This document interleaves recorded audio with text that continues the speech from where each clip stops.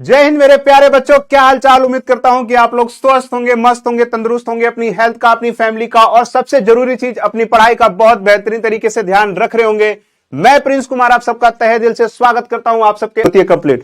तो एक बार फिर से बताओ मेरे शेर और शेरनियों, क्या हाल चाल है आप लोगों के। आप लोग मस्त हैं कि नहीं है, तंदुरुस्त हैं कि नहीं है, अपने सपने को फोकस कर रहे हैं कि नहीं कर रहे, अपने सपनों के लिए मेहनत कर रहे हैं कि नहीं कर रहे। मेरे प्यारे बच्चों, एक बार फिर से आप लोग का जो है मैं वेलकम करता हूं। आज की इस वीडियो के अंदर हम लोग बहुत बेहतरीन, बहुत जरूरी और आप लोग के ना केवल एग्जाम के लिहाज से बहुत इंपॉर्टेंट ये टॉपिक है, बल्कि आप लोगों को पता होना चाहिए आपके अतीत के बारे में मेरे प्यारे बच्चों, कि आज हमको जो आजादी मिली है उस आजादी की शुरुआत कहां से हुई थी, किन लोगों ने जो है हमारी आजादी के लिए बहुत बड़ा अपना बलिदान दिया था, योगदान दिया था।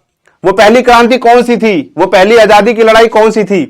तो आज हम लोग उस क्रांति के बारे में पढ़ने वाले हैं। तो इस वीडियो के अंदर हम लोग बात करेंगे मेरे प्यारे बच्चों, बहुत ही इंपॉर्टेंट आप लोग का ये टॉपिक है जिसका नाम है मेरे प्यारे बच्चों 1857 की बगावत। आज हम लोग पढ़ेंगे बगावत के बारे में मेरे प्यारे बच्चों। आज हम लोग पढ़ेंगे उस ईस्ट इंडिया कंपनी के प्रति होने वाली बगावत के बारे में, जो कंपनी भारत के अंदर केवल व्यापार करने के लिए आई थी कि चलो भाई भारत के अंदर जाकर के व्यापार करेंगे, वहां से रेशम खरीदेंगे, वहां से कपड़े खरीदेंगे, वहां से मसाले खरीदेंगे और ले जाकर के यूरोप के अंदर बेचेंगे। लेकिन कंपनी की नीयत बदल जाती है मेरे प्यारे बच्चों। वो यहां पर व्यापार करने आई थी लेकिन अपना साम्राज्य स्थापित कर देती है। 1757 से लेकर के 1857 100 साल हम लोगों को जो है बहुत बुरी तरीके से वो लोग नीतियां बनाते हैं, हमारा शोषण करते हैं, किसानों का शोषण करते हैं, आदिवासियों का शोषण करते हैं, राजाओं का शोषण करते हैं, किसानों का शोषण करते हैं मेरे प्यारे बच्चों। फिर बाद में जाकर के भारतीय सैनिकों का ये लोग शोषण करने लग जाते हैं। तो भारतीय सैनिक तो किसी की नहीं सुनते, उन्होंने क्या कर दी मेरे प्यारे बच्चों, बगावत कर दी। आज की इस वीडियो के अंदर हम लोग यही पढ़ेंगे कि क्या कारण थे, किन कारणों की वजह से जो है ये क्रांति होती है, कौन कौन से कारण थे, क्रांति कैसी हुई, किन किन लोगों ने योगदान दिया, तमाम चीजों को हम लोग बहुत बेहतरीन तरीके से समझने का प्रयास करेंगे। इस चैप्टर को अगर आप लोगों ने देखा तो आप लोग के इससे पहले जितने भी 3 चैप्टर थे कि किस प्रकार से ईस्ट इंडिया कंपनी भारत के अंदर आती है, वो अपना शासन कैसे चलाती है, आदिवासियों को किस प्रकार से वो शोषित करती है, ये चैप्टर अपने आप में सारी चीजों को जो है समेटे हुए, कहीं ना कहीं लिंक है इस चैप्टर का इससे पिछले जितने भी चैप्टर्स थे आपके अतीत के। ठीक है मेरे प्यारे बच्चों, वीडियो को स्टार्ट करने से पहले आप लोगों से जो है विनम्र निवेदन है कि अपने साथ जो है कॉपी पेन लेकर बैठिए। वीडियो हो सकती है कि थोड़ी सी लंबी हो जाए लेकिन बहुत ही इंटरेस्टिंग होने वाली है, बहुत ही आप लोग को जो है मजा आने वाला है। इस वीडियो को देख करके आप लोग को पता चलेगा कि भाई आप लोग का जो इतिहास है, तमाम चीजें आप लोग को पता चलने वाली है। तो चलो बिना किसी देरी के वीडियो को स्टार्ट करें मेरे प्यारे बच्चों। तो देखो ध्यान से, चैप्टर का नाम है 1857 की क्रांति, बगावत। कि भाई जब जनता जो है एक साथ उठ खड़ी होती है। क्लास 8 एसएसटी का चैप्टर है आप लोगों का। चलो फिर स्टार्ट करते हैं मेरे प्यारे बच्चों। सबसे पहले थोड़ा सा फ्लैशबैक, थोड़ा सा हम लोग समझ लेते हैं कि किस प्रकार से जो है तमाम चीजें स्टार्ट होती हैं, क्योंकि इसको स्टार्ट करने के पीछे जो है ईस्ट इंडिया कंपनी का बहुत बड़ा हाथ होता है। तो थोड़ा समझ लेते हैं एक बार। आप लोगों में से कई सारे बच्चे ऐसे होंगे जिन्होंने मेरी पिछली वीडियोस नहीं देखी होंगी, तो उनको जो एक आइडिया लग जाएगा, और जिन्होंने देखी है उनको उनका एक रिवीजन हो जाएगा। तो ध्यान से देखो मेरे प्यारे बच्चों,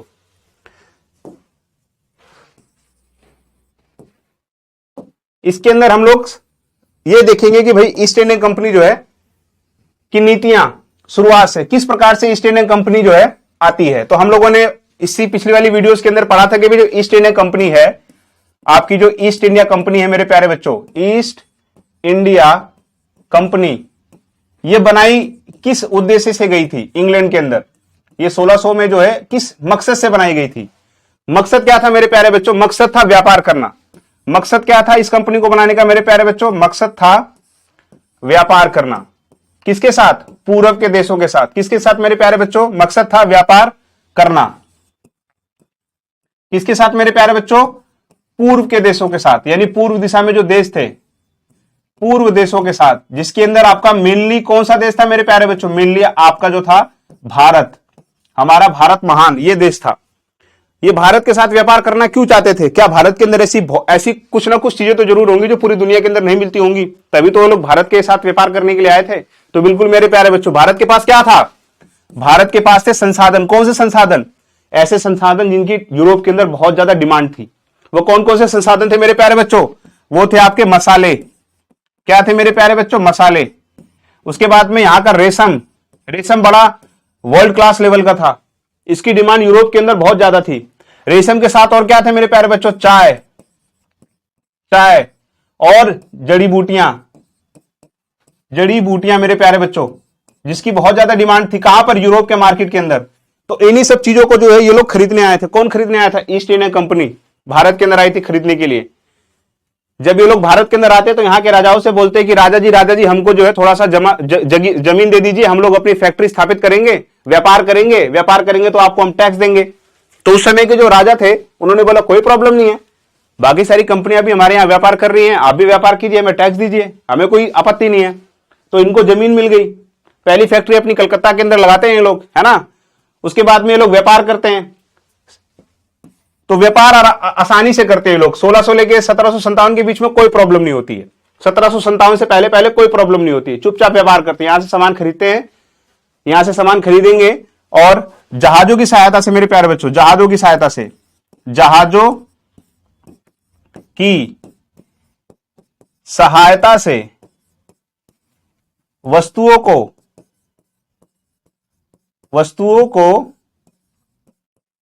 को यूरोप के मार्केट में ले जाकर के बेचते थे। यूरोप के बाजार में क्या करते थे मेरे प्यारे बच्चों? बेचते थे, सेल करते थे। ये चीज हम लोगों ने पढ़ी हुई है, कि किस प्रकार से ये लोग जो है पानी के जहाज की सहायता से आते थे, यहां से सामान खरीदते थे और फिर उसी पानी की सहायता जहाज के माध्यम से जो है अपने यूरोप के अंदर जाकर के सामानों को बेचते थे। यहां तक बताओ किसी को कोई डाउट है? तो स्टार्टिंग में ईस्ट इंडियन कंपनी क्या करने आई थी? व्यापार करने आई थी। ये मैं आप लोग को एक पृष्ठभूमि, बैकग्राउंड बता रहा हूं, फ्लैशबैक बता रहा हूं, ताकि आप लोग आने वाली जो घटना है ना 1857 की क्रांति, उसको आप लोग जो है जोड़ सके, आप लोग को समझ में आ सके। तो बताओ यहां तक किसी को कोई डाउट है कि भाई ईस्ट इंडियन कंपनी सबसे पहले क्या करने आई थी? व्यापार करने आई थी। क्या करने आई थी मेरे प्यारे बच्चों? व्यापार करने आई थी। आगे देखिए, व्यापार करती है अच्छी तरीके से, मसाले खरीदती है, रेशम खरीदती है, चाय खरीदती है, जड़ी बूटियां खरीदती है, इन सबको सस्ते दामों पे यहां से खरीद करके यूरोप के मार्केट में ले जाकर के जो है बेचती है, मुनाफा कमाती है। उसके बाद क्या होता है मेरे प्यारे बच्चों? वक्त बीतता है, समय बीतता है, धीरे धीरे ईस्ट इंडिया कंपनी जो है 30 साल, 40 साल, 50 साल जब यहां पर व्यापार करने लग जाती है तो यहां की चीजों को देखती है, वो यहां की व्यवस्था को देखती है। उदाहरण के तौर पर आप लोग समझो, अगर आप लोग कहीं नए नए गए हैं, आप लोग किसी नए एरिया के अंदर आप लोग घर ले रहे हैं, तो आपको वहां की आसपास की चीजें नहीं पता होंगी, इतनी क्लियर नहीं पता होंगी। लोगों के बारे में आपको जानकारी कम होगी, वहां की व्यवस्था के बारे में जानकारी कम होगी। लेकिन जैसे आप वहां पर 5 साल, 10 साल, 15 साल, 20 साल रहते हैं तो आप लोग काफी फेमिलियर हो जाते हैं। क्या हो जाते हैं मेरे प्यारे बच्चों? काफी फेमिलियर हो जाते हैं, आप लोगों के दोस्त बन जाते हैं, आप लोगों की सबके से जान पहचान हो जाती है। आप लोग को ये पता होता है कि भाई वहां पर कौन कौन से लोग रहते हैं, क्या दुकानें हैं, तमाम चीजें आप लोग को पता चल जाती हैं। इसी प्रकार से जो है ईस्ट इंडिया कंपनी जब बंगाल के अंदर आती है व्यापार करने के लिए, स्टार्टिंग में तो नई नई थी कंपनी, कुछ पता नहीं था। लेकिन जैसे 30 साल, 40 साल, 50 साल, 60 साल इनको हो जाते हैं वहां पे, तो इनको सारी चीजें पता चल चुकी हैं। इनको ये तक पता चल चुका है कि भाई जो राजा है, जो नवाब है, उसके शासन में क्या लूप होल है, क्या कमियां हैं, तमाम चीजें उसको पता चल चुकी हैं। तो अब ये क्या करती है east India company? East India company क्या करती है मेरे प्यारे बच्चों? ये जो है धीरे धीरे ये क्या करती है? ये कहती है कि भैया हम करेंगे किलेबंदी, हम करेंगे किलेबंदी, करेंगे अपनी अपनी फैक्ट्री के आसपास किलेबंदी करेंगे, फैक्ट्री के आस पास क्या करेंगे मेरे प्यारे बच्चों? किलेबंदी, किलेबंदी। और उसके बाद में और क्या बोला इन्होंने? हम प्राइवेट आर्मी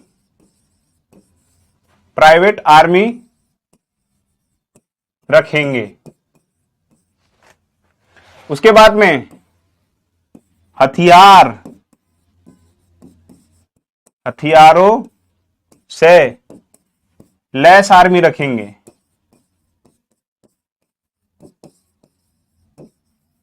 ठीक है मेरे प्यारे बच्चों।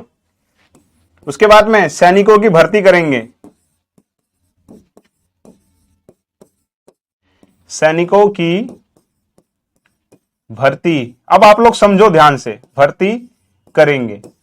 अब यहां से जो है ईस्ट इंडिया कंपनी के जो रुख हैं, जो मकसद हैं, वो धीरे धीरे बदलने लग जाते हैं।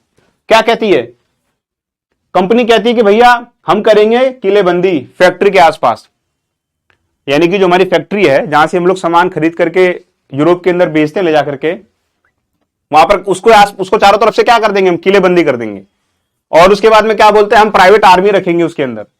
तो जब ये बात ये लोग बोलते हैं किससे, नवाब से, तो नवाब के मन में प्रश्न आता है, नवाब का दिमाग ठनकता है कि भाई ये व्यापारी कंपनी है, इसको सैनिक की जरूरत क्यों है, इसको आर्मी की जरूरत क्यों है, इनका काम तो भाई सामान खरीदना है, ले जाकर के बेचना है।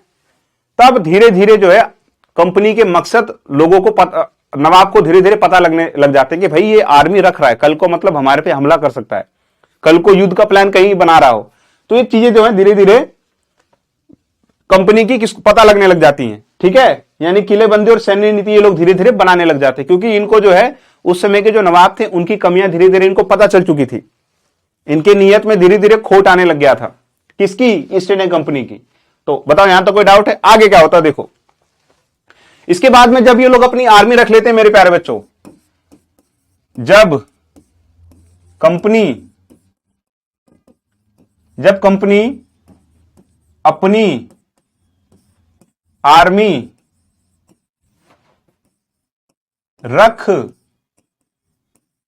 लेती है, उसके बाद क्या करती है मेरे प्यारे बच्चों कंपनी, उसके बाद असली खेल यहां से स्टार्ट होता है। उसके बाद कंपनी जो है, ईस्ट इंडियन कंपनी के जो अधिकारी हैं, कंपनी जो है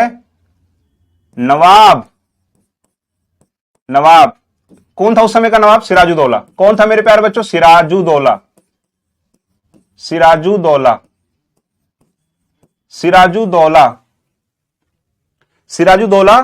के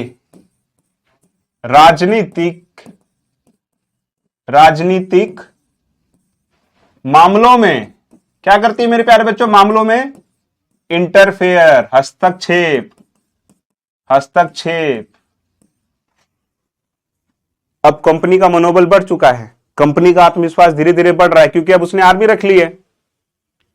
ऐसी वैसी आर्मी नहीं, आर्मी फुल ट्रेनिंग वाली आर्मी, फुल हथियारों के साथ, मॉडर्न हथियारों के साथ। अब इसको किस बात का टेंशन है, अब इनको पता था अगर कल को युद्ध हो भी जाएगा तो हमारे पास तो फौज है, हम तो बिल्कुल डट के मुकाबला करेंगे। तो इसी बात का कॉन्फिडेंस था कंपनी को। उसके बाद में क्या करती है कंपनी, जो नवाब थे सिराजुद्दौला, उनके राजनीतिक मामलों में हस्तक्षेप करना स्टार्ट कर देती है। ठीक है मेरे प्यारे बच्चों, किस प्रकार से हस्तक्षेप करती है, किस प्रकार से, यानी कि नवाब के जो शत्रु होते थे, नवाब के क्या मेरे प्यारे बच्चों, नवाब के जो शत्रु थे, नवाब के शत्रुओं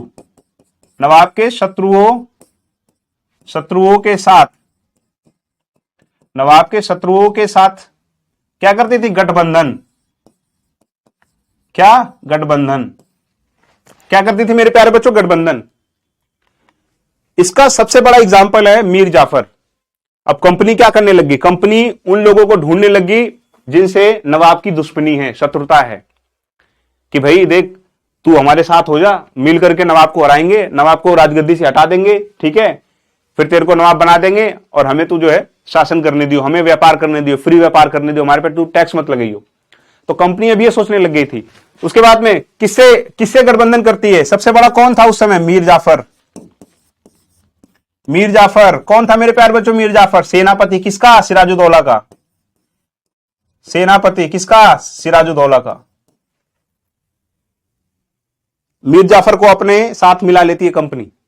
और मीर जाफर उस समय जो था बहुत बड़ा व्यक्ति था, क्योंकि ये जो था सिराजुद्दौला की सेना का सेनापति था, बहुत बड़ी सेना इसके साथ थी। इसको अपने साथ कर लिया मीर जाफर को। यह बात जब सिराजुद्दौला को पता लगती है तो सिराजुद्दौला आग बबूला हो जाता है। वो डायरेक्ट जाकर के कंपनी, ईस्ट इंडिया कंपनी के जो फैक्ट्री थी उसके ऊपर ये आक्रमण कर देता है सिराजुद्दौला। अंग्रेजों को तो भाई मौके की तलाश थी कि तू कैसे भी करके आक्रमण कर, हमारी सेना तो तैयार है, हमने तो मीर जाफर को भी ले लिया है। तो उसके बाद में क्या होता है, जब सिराजुद्दौला आक्रमण करता है, क्या करता है मेरे प्यारे बच्चों, क्या करता है मेरे प्यारे बच्चों, जब मेरे प्यारे बच्चों सिराजुद्दौला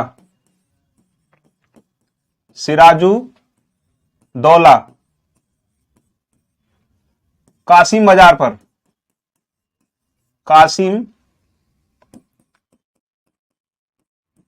बाजार पर कासिम बाजार में क्या था, इंग्लिश फैक्ट्री थी, वहां पर कंपनी की एक फैक्ट्री थी, इंग्लिश फैक्ट्री, इंग्लिश फैक्ट्री। उस पर क्या करता है, आक्रमण करता है। क्या करता है मेरे प्यारे बच्चों, आक्रमण। सभी कारीगरों को, जो अंग्रेजी कारीगर थे, सबको क्या बना लेता है, बंदी, बंदी। और बंदी बना करके कंपनी से जो है नेगोशिएशन करता है कि भाई तुम जो है अपनी किलेबंदी खत्म करो, सैनिक अपने खत्म करो, तब हम आपके तमाम लोगों को छोड़ेंगे। सिराजुद्दौला को लगा कि भाई कंपनी जो है घुटने टेक देगी, लेकिन कंपनी तो इसी मौके का इंतजार कर रही थी कि तू कैसे भी करके पहला आक्रमण तो कर, हम तेरे को जवाब देंगे। तो कंपनी क्या करती है मेरे प्यारे बच्चों, कंपनी जो है Robert Clive, Robert Clive, Robert Clive को भेजती है कि भाई जाओ, जाओ भाई सिराजुद्दौला का मुकाबला करो। रॉबर्ट क्लाइव अपने साथ, अपने साथ विशाल सैनिक टुकड़ी लेके आता है, विशाल सैनिक टुकड़ी, टुकड़ी के साथ, टुकड़ी के साथ नवाब पर आक्रमण करता है। नवाब पर क्या करता है मेरे प्यारे बच्चों, आक्रमण। कहां आक्रमण करता है, कहां युद्ध होता है, प्लासी के मैदान में। कहां पर मेरे प्यारे बच्चों, प्लासी के मैदान में। कब होता है, 1757 में। कब होता है मेरे प्यारे बच्चों, 1757 में। कब होता है मेरे प्यारे बच्चों, 1757 में, 1757 में। पहली बार था कि भाई कंपनी और नवाब आमने सामने थे। पहली बार कोई व्यापारी कंपनी जो है क्षेत्रीय नवाब के साथ युद्ध कर रही है। पहला युद्ध होता 1757 का, जिसको सिराजुद्दौला हार जाते हैं और कंपनी जीत जाती है। हार का सबसे बड़ा कारण कौन था मेरे प्यारे बच्चों, हार का सबसे बड़ा कारण था आपका मीर जाफर। कौन था मेरे प्यारे बच्चों, मीर जाफर।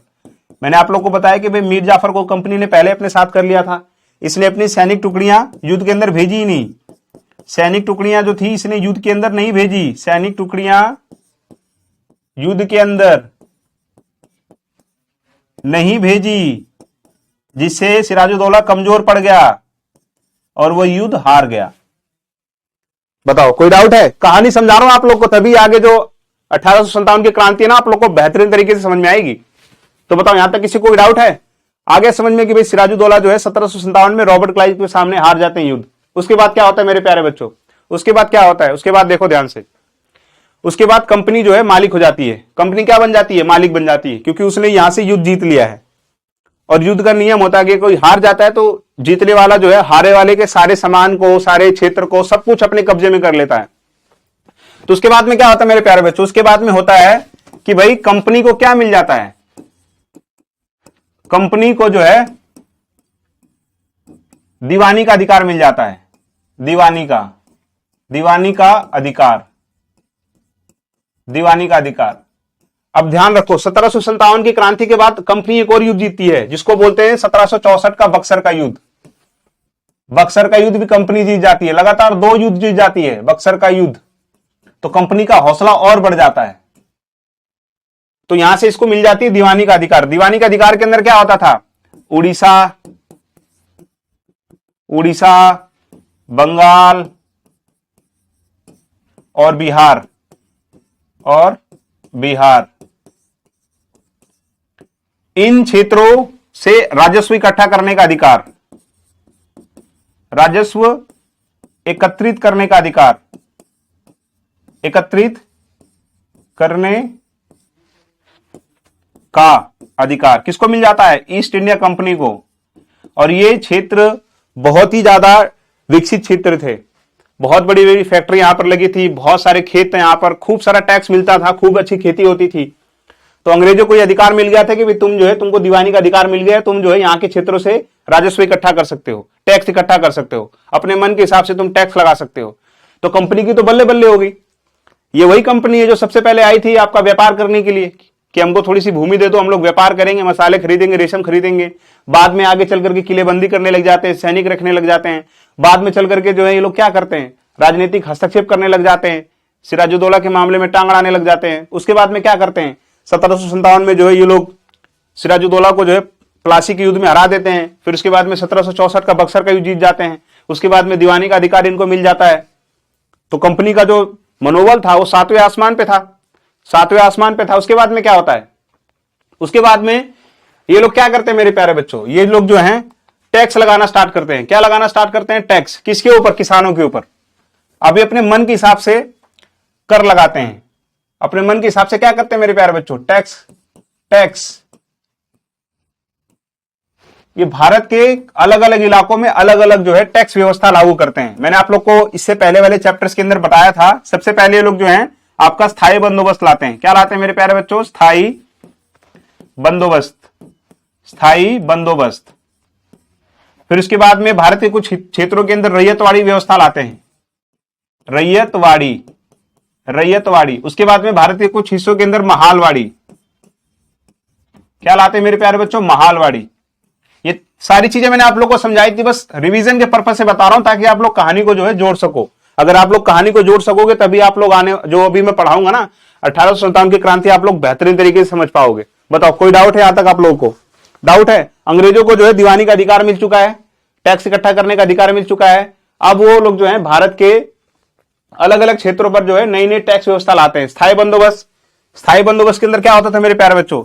इसके अंदर जमींदार को जो है, जमींदार को ड्यूटी दे दी गई कि भाई तेरे को जो है टैक्स इकट्ठा करना है। किसके ब्याह पे? टैक्स इकट्ठा करना है। किसके ब्याह पे? अंग्रेजों के ब्याह पे। और किसको ला करके देना है? कंपनी को ला कर देना है। ठीक है, यहां पर जमींदार मुख्य हो गया। ये भारत के कुछ हिस्सों के अंदर इसको लगाया गया। उसके बाद में रैयतवाड़ी के अंदर क्या होता था? किसान को, किसान स्वयं जो है अपना टैक्स कंपनी को जाकर के जमा कराता था। कंपनी को क्या करता था? जमा कराता था मेरे प्यारे बच्चों। बताओ कोई डाउट है? बिचौलिया खत्म हो गया। कौन खत्म हो गया? बिचौलिया। ठीक है, उसके बाद में भारत के कुछ हिस्सों के अंदर महालवाड़ी लगाया गया। गांव के मुखिया को जिम्मेदारी दी गई। गांव के मुखिया को टैक्स इकट्ठा करने की जिम्मेदारी दी गई। टैक्स इकट्ठा करने की ड्यूटी दी गई।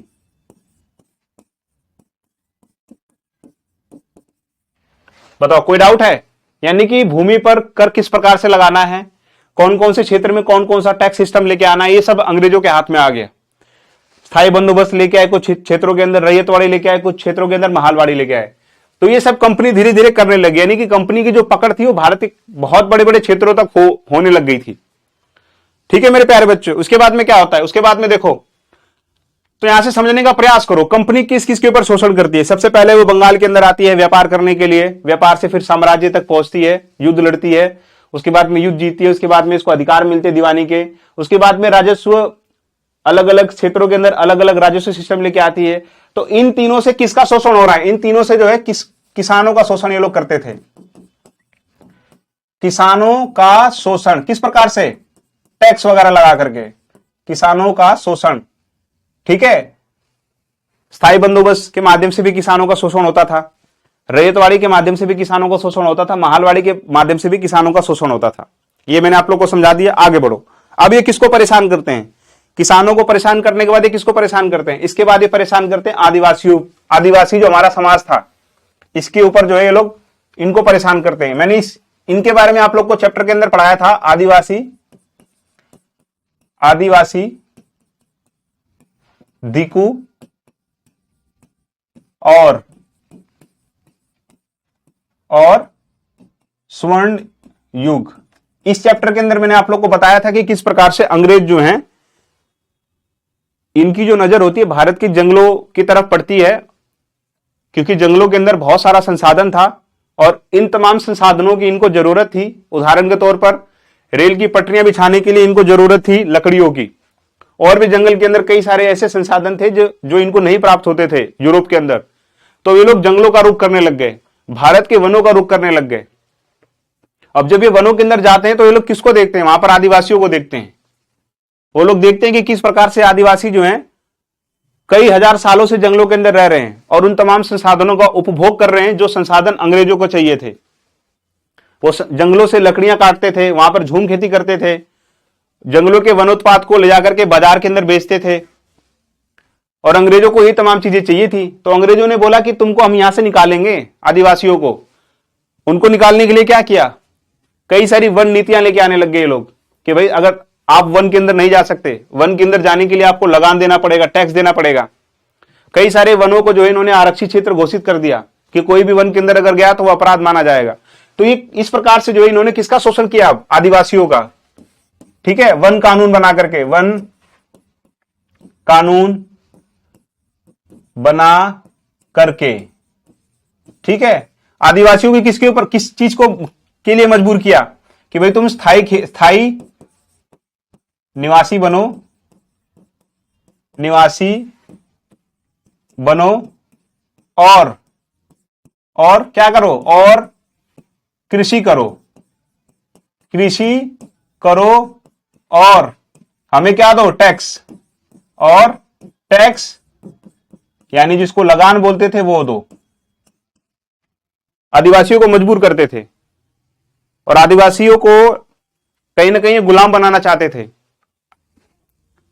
आदिवासियों को लगने लग गया था कि भाई हमारी जिंदगी तो जंगलों के अंदर है, हमारे पूर्वज दादा परदादा सब जंगलों के अंदर रहते थे, अपनी जरूरत की चीजें हम लोग जंगलों से प्राप्त करते थे। लेकिन अंग्रेज इसका उल्टा हम लोग को जो है ये लोग गुलाम बनाना चाहते हैं, हम लोगों से जबरन खेती करवाना चाहते हैं, जबरन टैक्स इकट्ठा करवाना चाहते हैं। ठीक है, उसके बाद में और क्या करते हैं, इनके साथ में जंगलों में प्रवेश करने से मना कर देते हैं, जंगलों में प्रवेश से मनाही हो जाती है इनको।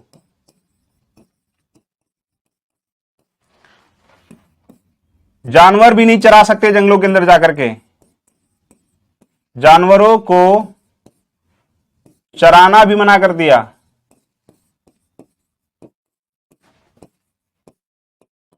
शिकार करना भी मना कर दिया, शिकार पर रोक लगा दी। और क्या किया मेरे प्यारे बच्चों, जंगल के उत्पाद एकत्रित नहीं कर सकते, एकत्रित नहीं कर सकते। वनों को क्या घोषित कर दिया, वनों को आरक्षित क्षेत्र घोषित कर दिया। किसने, अंग्रेजों ने। पहले किसानों के साथ शोषण किया, किसानों के ऊपर अत्याचार किया टैक्स लगा करके। उसके बाद में ये भारत के आदिवासियों को भी नहीं छोड़ते हैं, आदिवासियों को जो है जंगलों में जाने से मना कर देते हैं, जंगलों में अपने जानवरों को ले जाने से मना कर देते हैं, जंगलों के सामान को इकट्ठा करने से मना कर देते हैं, आरक्षित क्षेत्र घोषित कर देते हैं। तो अब कुल मिलाकर के आदिवासियों पर अत्याचार करते हैं कौन, ईस्ट इंडिया कंपनी। फिर हम लोगों ने पढ़ा था कि भाई किस प्रकार से बिरसा मुंडा जैसे लोग जो हैं कंपनी का विरोध करते हैं, है ना। ये चीज मैंने आप लोग को बताई थी। तो आप लोग समझने का प्रयास करो, समझो, आप लोग कहानी को समझने का प्रयास करो कि भाई कंपनी व्यापार करने के लिए आती है, व्यापार करती है, उसके बाद में हस्तक्षेप करती है, किलेबंदी करती है, उसके बाद में जो है सिराजुद्दौला के मामले में इंटरफेयर करती है। युद्ध होता है, पहला युद्ध 1757 का, फिर 1764 का, फिर कंपनी को दीवानी का अधिकार मिलता है। उसके बाद में जो है कंपनी किसानों के ऊपर अलग अलग टैक्स लगाती है, अलग अलग क्षेत्र के हिसाब से। उसके बाद में कंपनी जो है आदिवासियों के ऊपर अत्याचार करती है। अब समझने का प्रयास करो, अब आगे देखो, अब क्या होगा। अब देखो ध्यान से, अब जो कहानी है ना 1857 की घटना की, ये सारे रीजन तो थे ही, लेकिन जो मेन रीजन है ना अब स्टार्ट होने वाले हैं। तो सबसे मेन रीजन क्या था, सबसे मेन रीजन क्या था मेरे प्यारे बच्चों, सबसे मेन रीजन था कि भाई कंपनी का शासन देखो, कंपनी आती है, कंपनी का जो शासन स्टार्ट होता है 1757 से, और क्रांति कब होती है, क्रांति होती है 1857। यानी कि 100 सालों के अंदर कंपनी, इन 100 सालों में जो कंपनी है ना मेरे प्यारे बच्चों, 100 सालों में कंपनी जो है बहुत सारी ऐसी नीतियां बनाती है जिनसे भारत के अलग अलग जो वर्ग थे वो इनसे खफा थे। मैंने आप लोग को इससे पहले बताया कि किस प्रकार से जो है किसान इनसे खफा हो चुके थे, किसान इनसे खफा हो चुके थे। उसके बाद में आदिवासी भी इनसे खफा हो चुके थे। अब खफा होने की बारी किसकी है? अब खफा होने की बारी जो है सैनिकों की है। किसकी है मेरे प्यारे बच्चों? सैनिकों की है। वह सिपाही जो ईस्ट इंडिया कंपनी, वह सिपाही मेरे प्यारे बच्चों जो ईस्ट इंडिया कंपनी में कार्यरत थे, काम करते थे, सैनिक के रूप में काम करते थे, ब्रिटिशर्स की सहायता करते थे, अब ये लोग खफा होंगे क्योंकि उन्होंने ऐसी नीतियां बनाई हैं। तो मेरे कहने का मतलब ये है कि भैया कंपनी की नीतियों से जो है भारत का हर वर्ग प्रभावित हो रहा था। हर वर्ग जो है उसके मन में गुस्सा, क्रोध ये धीरे धीरे बढ़ रहा था। लेकिन एक टाइम ऐसा आ जाता है कि ये क्रोध जो है ना ये हिंसा का रूप ले लेता है। जैसे बारूद होता है ना मेरे प्यारे बच्चों, बारूद, तो बारूद को जलाने के लिए बस एक चिंगारी की जरूरत होती है। किसकी जरूरत होती है मेरे प्यारे बच्चों? चिंगारी की जरूरत होती है। इसी प्रकार से अंग्रेजों के 100 साल के शासन में इन्होंने बहुत सारी ऐसी नीतियां बनाई जिसने भारत के अलग अलग लोगों को बहुत परेशान किया, बहुत प्रताड़ित किया, बहुत उनका उत्पीड़न किया। लेकिन वो विरोध नहीं करते हैं, वो एक मौके की तलाश में होते हैं। तो लेकिन जब अंग्रेज सैनिकों के साथ जो है दुर्व्यवहार करना स्टार्ट कर देते हैं तो वह जो है वो घटना जो है वो बारूद में चिंगारी का काम करती है। जब वो चिंगारी लगती है तो पूरा बारूद जो है धधक जाता है और पूरे देश के अंदर क्रांति हो जाती है। तो अब आप लोग समझने का प्रयास करो, अब आप लोग जो है समझने का प्रयास करो। मेन कहानी यहां से स्टार्ट हो रही है, बाकी सब तो मैंने आप लोग को एक लिंक बिठाने के लिए मैंने समझाने का प्रयास किया था। अब यहां से जो है कंपनी, यहां से जो कंपनी है अपने शासन को बढ़ाने के लिए सैनिकों पे किस प्रकार से जो है शोषण करती है। अब ध्यान से देखने का प्रयास करो, ध्यान से देखो। किसान और सिपाही, किसान और सिपाही मेरे प्यारे बच्चों देखो, अब देखो ध्यान से। गांवों में किसान और जमींदार भारी लगान और सख्त कर वसूली से परेशान थे। यानी कि अब ग्रामीण जो है, ग्रामीण इलाका भारत का, उसके अंदर किसान पहले से परेशान थे क्योंकि उनके ऊपर स्थायी बंदोबस्त, रैयतवाड़ी, महालवाड़ी क्या क्या लगाया जा रहा था, उससे तो पहले से परेशान थे। उसके बाद में किसान, अब जमींदार भी जो है भारी लगान, क्योंकि अंग्रेजों की जो डिमांड थी, अंग्रेजों की जो मांग थी वो साल दर साल बढ़ती जा रही थी। उनकी लालच साल दर साल बढ़ता जा रहा था। वो और टैक्स की मांग करते थे। उन्हें फर्क नहीं पड़ता था रत्ती भर भी कि भाई बारिश हो रही है कि नहीं हो रही, सिंचाई हो रही है कि नहीं हो रही, फसल अच्छी हो रही है कि नहीं हो रही। उनका बस लालच था। उनका क्या था मेरे प्यारे बच्चों? उनको लालच बढ़ता जा रहा था,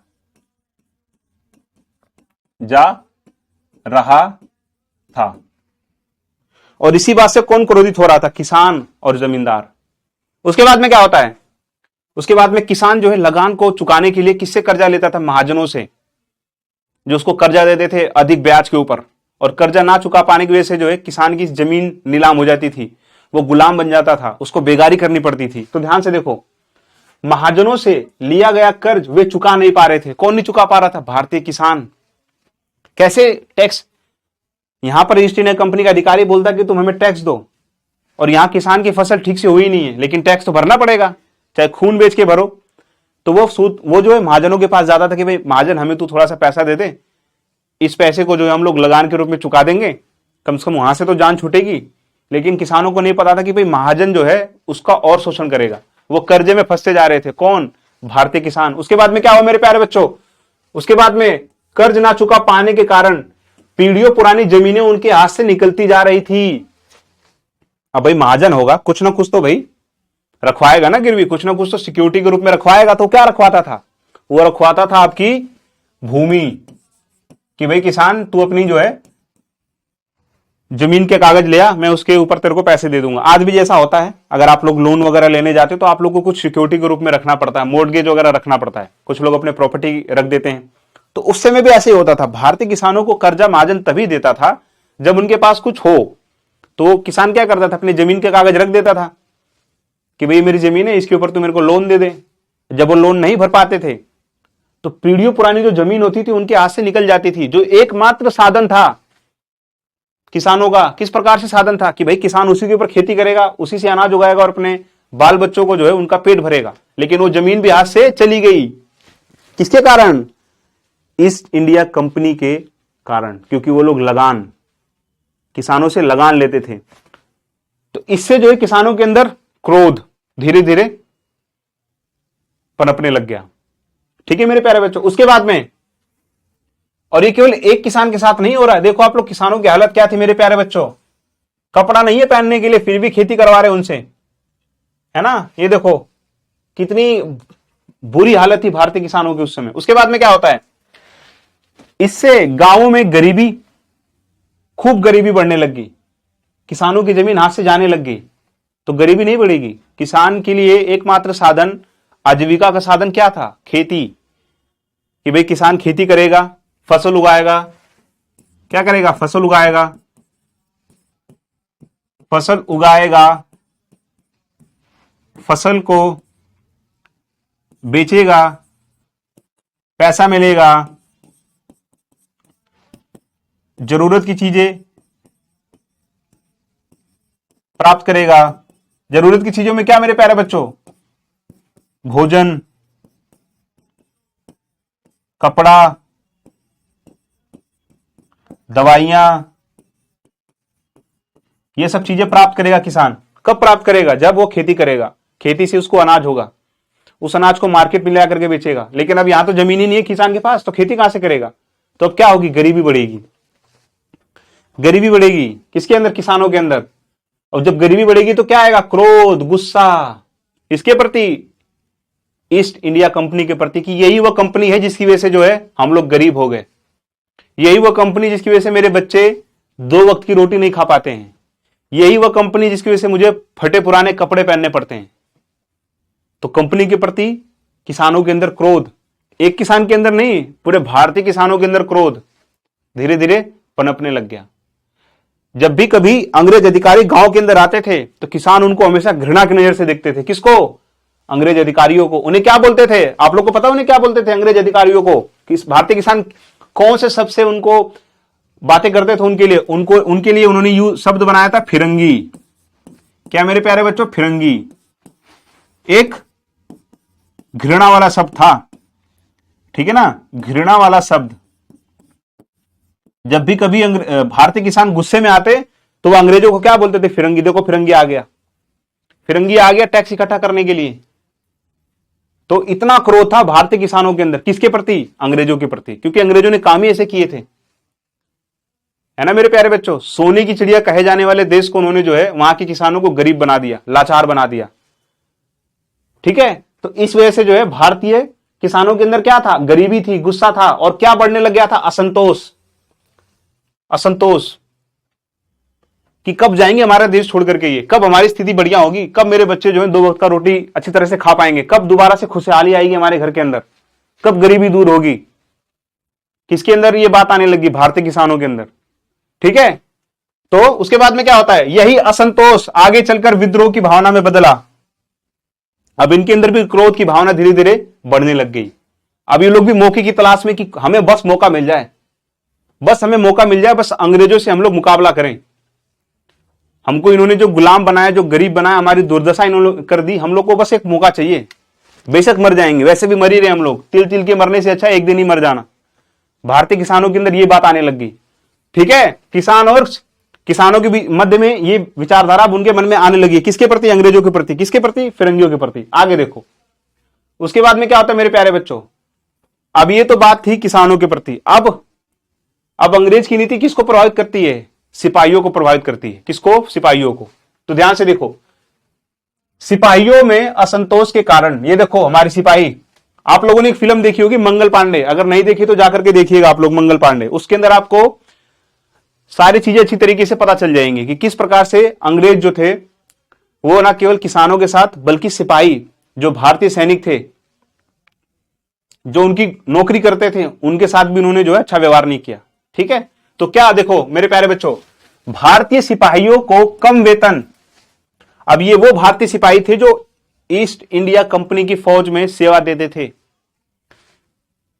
अंग्रेजों की सेवा देते थे, अंग्रेजों का काम करते थे। क्योंकि हम लोगों ने पढ़ा ना कि भाई कंपनी ने अपने क्या बना ली थे, कंपनी ने अपनी फौज बना ली थी, कंपनी ने अपनी स्वयं की आर्मी बनाई थी, और उस आर्मी में सैनिक कौन होते थे? सैनिक होते थे भारतीय, भारतीय सैनिक, भारतीय सैनिक काम करते थे उसके अंदर। अब इन्हीं सैनिकों के साथ ये लोग अत्याचार करना शुरू करते हैं। पहला अत्याचार क्या करते हैं ये लोग? सैलरी ही कम देते हैं। अब इनकी जो फौज होती थी इसके अंदर जो बड़े बड़े रैंक, बड़े बड़े जो रैंक होते थे, बड़े बड़े रैंक के लिए लोग अंग्रेज अफसरों को रखते थे। भारतीयों को कभी बड़ी रैंक नहीं देते थे। भारतीयों को कौन से रैंक पे रखते थे? केवल फौजी। ज्यादा से ज्यादा कहां तक पहुंच जाता था? सूबेदार। इससे बड़ी रैंक जो आपकी कर्नल होगी, लेफ्टिनेंट कर्नल होगी, मेजर होगी, जनरल होगी, ये सब रैंक भारतीयों को नहीं मिलती थी। नफरत करते थे, घृणा करते थे अंग्रेज। उसके बाद में सैलरी कम देते थे। इस बात का असंतोष भारतीय सैनिकों के बीच में कि भाई हम लोग जो हैं अपना घर परिवार छोड़ करके अंग्रेजों के साथ उनकी फौज में हम लोग शामिल हैं। 8-8 महीने, 1-1 साल हम लोग अपने परिवार से दूर रहते हैं, उसके बावजूद हमें जो है कम सैलरी दे रहे हैं, वहीं अंग्रेजों को ज्यादा सैलरी मिलती थी। तो इस बात का असंतोष था सैनिकों के अंदर। उसके बाद में कम भत्ते मिलते थे इन लोगों को, कम सुविधाएं मिलती थी। उसके बाद में खराब सेवा की शर्तें मिलती थी। उसके बाद में ऊंचे पदों पर अंग्रेजों की नियुक्ति होती थी। मैंने आप लोग को बताया जो बड़ी बड़ी पोस्ट होती थी उस पर केवल अंग्रेजों को ही ये लोग अपॉइंट करते थे, भारतीयों को नहीं रखते थे ये लोग, क्योंकि भारतीयों से ये लोग क्या करते थे? घृणा कि काले पीले भारतीय, इनको हम कैसे ऊंची पोस्ट दे दें। अगर इनको ऊंची पोस्ट दे देंगे तो हम लोग, हमारे जो लोग हैं इनको सलूट मारेंगे, हमारे लोगों के साथ में बैठेंगे ये लोग। इनको वही काम दो जहां पर ये लोग सलूट मार सके सीनियर्स को, बस। ठीक है मेरे प्यारे बच्चों, इस बात का असंतोष था किसके अंदर? भारतीय सैनिकों के अंदर। ठीक है, बताओ चीजें समझ में आ रही कि नहीं आ रही है? उसके बाद में क्या होता है? नए नियम धार्मिक भावनाओं को ठेस पहुंचाते हैं। नए नियम कौन से थे? अब इन्होंने एक और नियम लिया है धार्मिक भावनाओं को ठेस पहुंचाने वाला, वो पढ़ेंगे आगे हम लोग। तो देखो ध्यान से, ध्यान से देखो मेरे प्यारे बच्चों। इसके बाद क्या होता है मेरे प्यारे बच्चों? वो नए नियम क्या थे मैं आप लोग को बताऊं। नए नियम जो थे धार्मिक भावनाओं को किस प्रकार से जो है चोट पहुंचा रहे थे। वो नया नियम क्या था? वो नया नियम क्या था मेरे प्यारे बच्चों? तो देखो वो नया नियम था कि भाई इन लोगों ने एक हथियार बनाया था, ठीक है, राइफल जिसको बोलते थे, जिसका नाम था एनफील्ड राइफल। क्या था मेरे प्यारे बच्चों? Enfield, Enfield rifle. ठीक है ना, सैनिकों के पास होते हैं ना राइफल। अब उस राइफल को, राइफल कारतूस के अंदर, कारतूस के अंदर इन्होंने जो है उस कारतूस को कैसे इन लोगों ने बनाया था? तो उसको बनाने के लिए इन्होंने जो है सूअर और गाय की चर्बी का उपयोग किया था।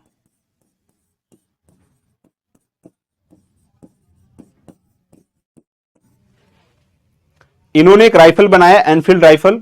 उस राइफल के अंदर जो कारतूस था उसके अंदर इन्होंने सूअर और गाय की चर्बी का उपयोग किया था और उसको जो है मुंह से छीलना पड़ता था। ठीक है मेरे प्यारे बच्चों, तभी जाकर के वो यूज में लाई जा सकती थी। अब ध्यान से देखो, अब ध्यान से देखो इस चीज को, सारा फोकस आप लोग का यहां होना चाहिए। सूअर और गाय, कंपनी की फौज के अंदर हिंदू बड़ी तादाद में सैनिक थे, मुसलमान बड़ी तादाद में सैनिक थे, बहुत बड़ी तादाद में सैनिक थे। अब ध्यान से देखो, सूअर जो होता है वह मुसलमानों के लिए हराम होता है, मुसलमानों के लिए अपवित्र माना जाता है, के लिए अपवित्र। आई बात समझ में? उसी तरीके से जो गाय होता है हिंदुओं के लिए पवित्र होता है।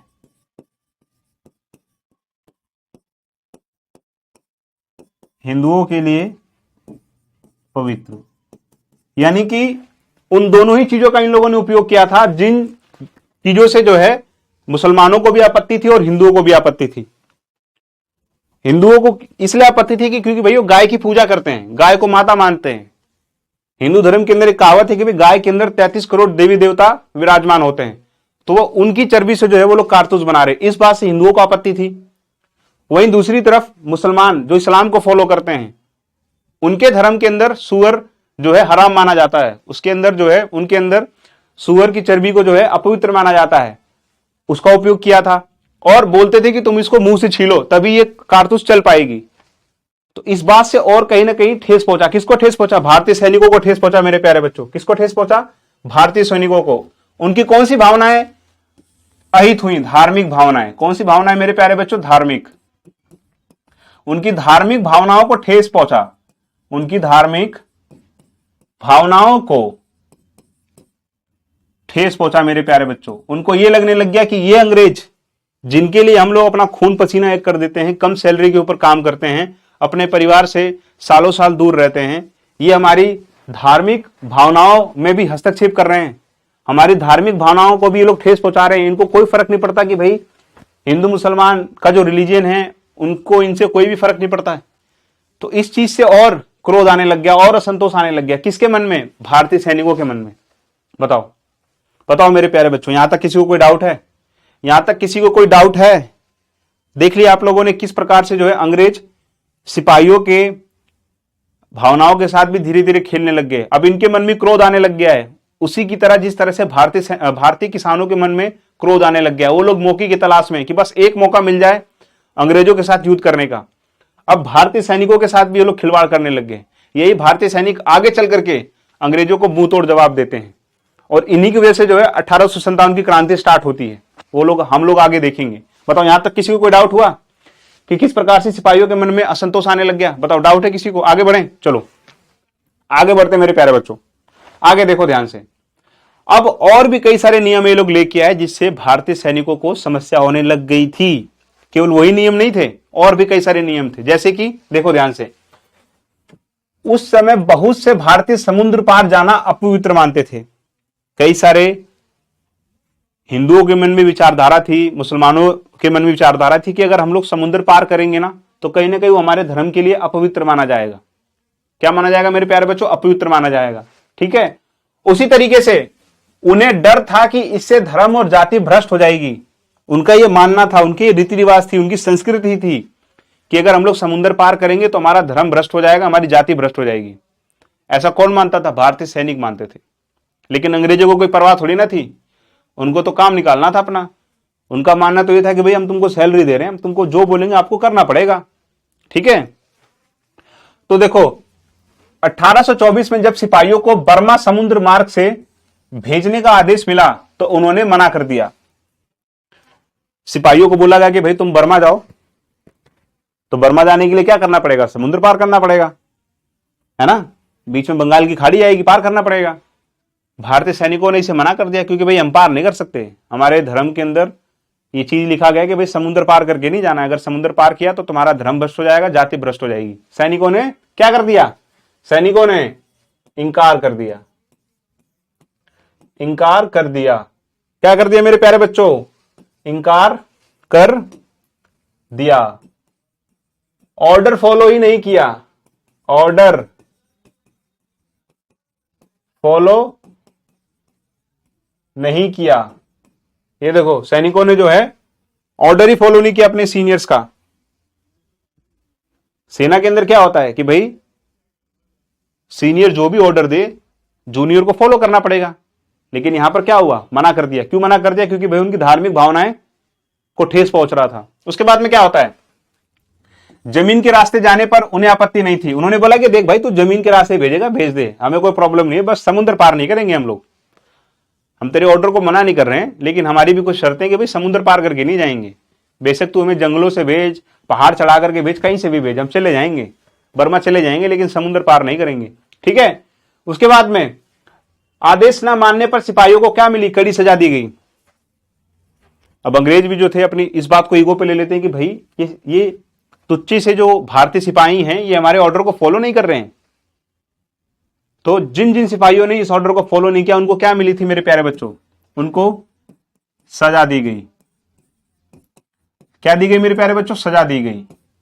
तो इस सजा से भी सैनिकों के बीच में क्या संदेश गया होगा? सैनिकों के मध्य क्रोध उत्पन्न होने लग गया। क्या हुआ मेरे प्यारे बच्चों? क्रोध उत्पन्न हुआ। और क्या? कंपनी के प्रति घृणा। क्या आने लगी? कंपनी के प्रति घृणा, कि भाई कंपनी को किसी चीज से मतलब नहीं है, बस अपने काम से मतलब है। ठीक है, तो ये तमाम चीजें जो हैं, समुद्र पार जाने का विरोध कंपनी ने किया, सैनिकों ने किया। अंग्रेजों को रत्ती भर फर्क नहीं पड़ता था, उसके बावजूद भी भेजा। जिन्होंने ऑर्डर को फॉलो नहीं किया उनको क्या दी गई? कड़ी सजा दी गई। और जब ये सजा सैनिकों को मिली तो ये बात और भी अलग अलग क्षेत्रों को सैनिकों के बीच में पहुंचने लग गई, और उनके मन में भी क्या आने लग गया? घृणा आने लग गई, क्रोध आने लग गया। किसके प्रति? ईस्ट इंडिया कंपनी के प्रति। बताओ, यहां तक किसी को कोई डाउट है मेरे प्यारे बच्चों? यहां तक किसी को कोई डाउट है? आगे बढ़े? बताओ, आगे बढ़े कि नहीं बढ़े?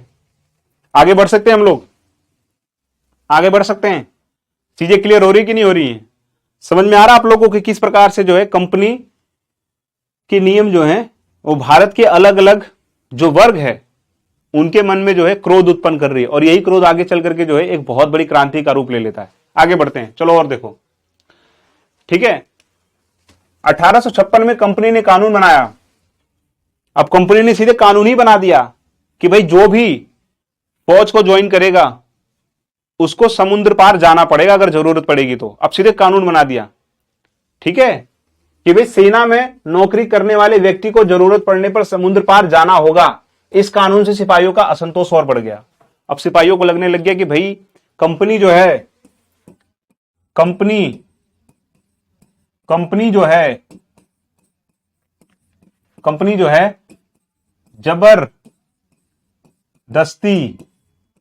जबरदस्ती धार्मिक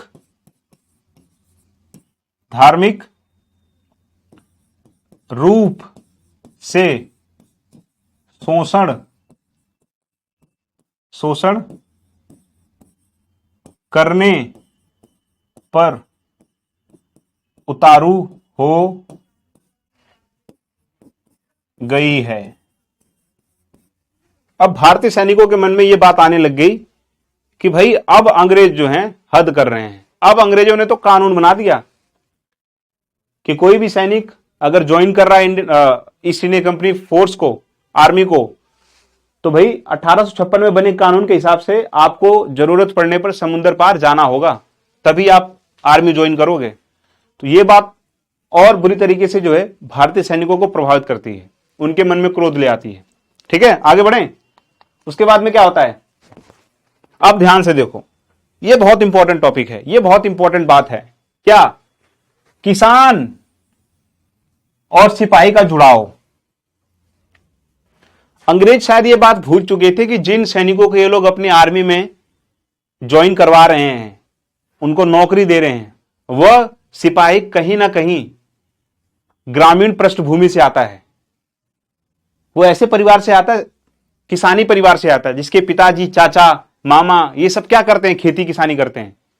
और ये वही किसान है जिन किसानों के ऊपर अंग्रेजों ने पहले से स्थायी बंदोबस्त, महालवाड़ी, रैयतवाड़ी, न जाने तरह तरह के टैक्स लगा रखे थे, जिन टैक्सों को चुकाने के लिए भारतीय किसान महाजनों से पैसा लेता था अपनी जमीन को गिरवी रख करके, और वो जमीन छूट जाती थी और वो गरीबी से परेशान होता था। यही चीज वो बच्चा देखता हुए आ रहा है जो आगे चल करके सैनिक बनता है।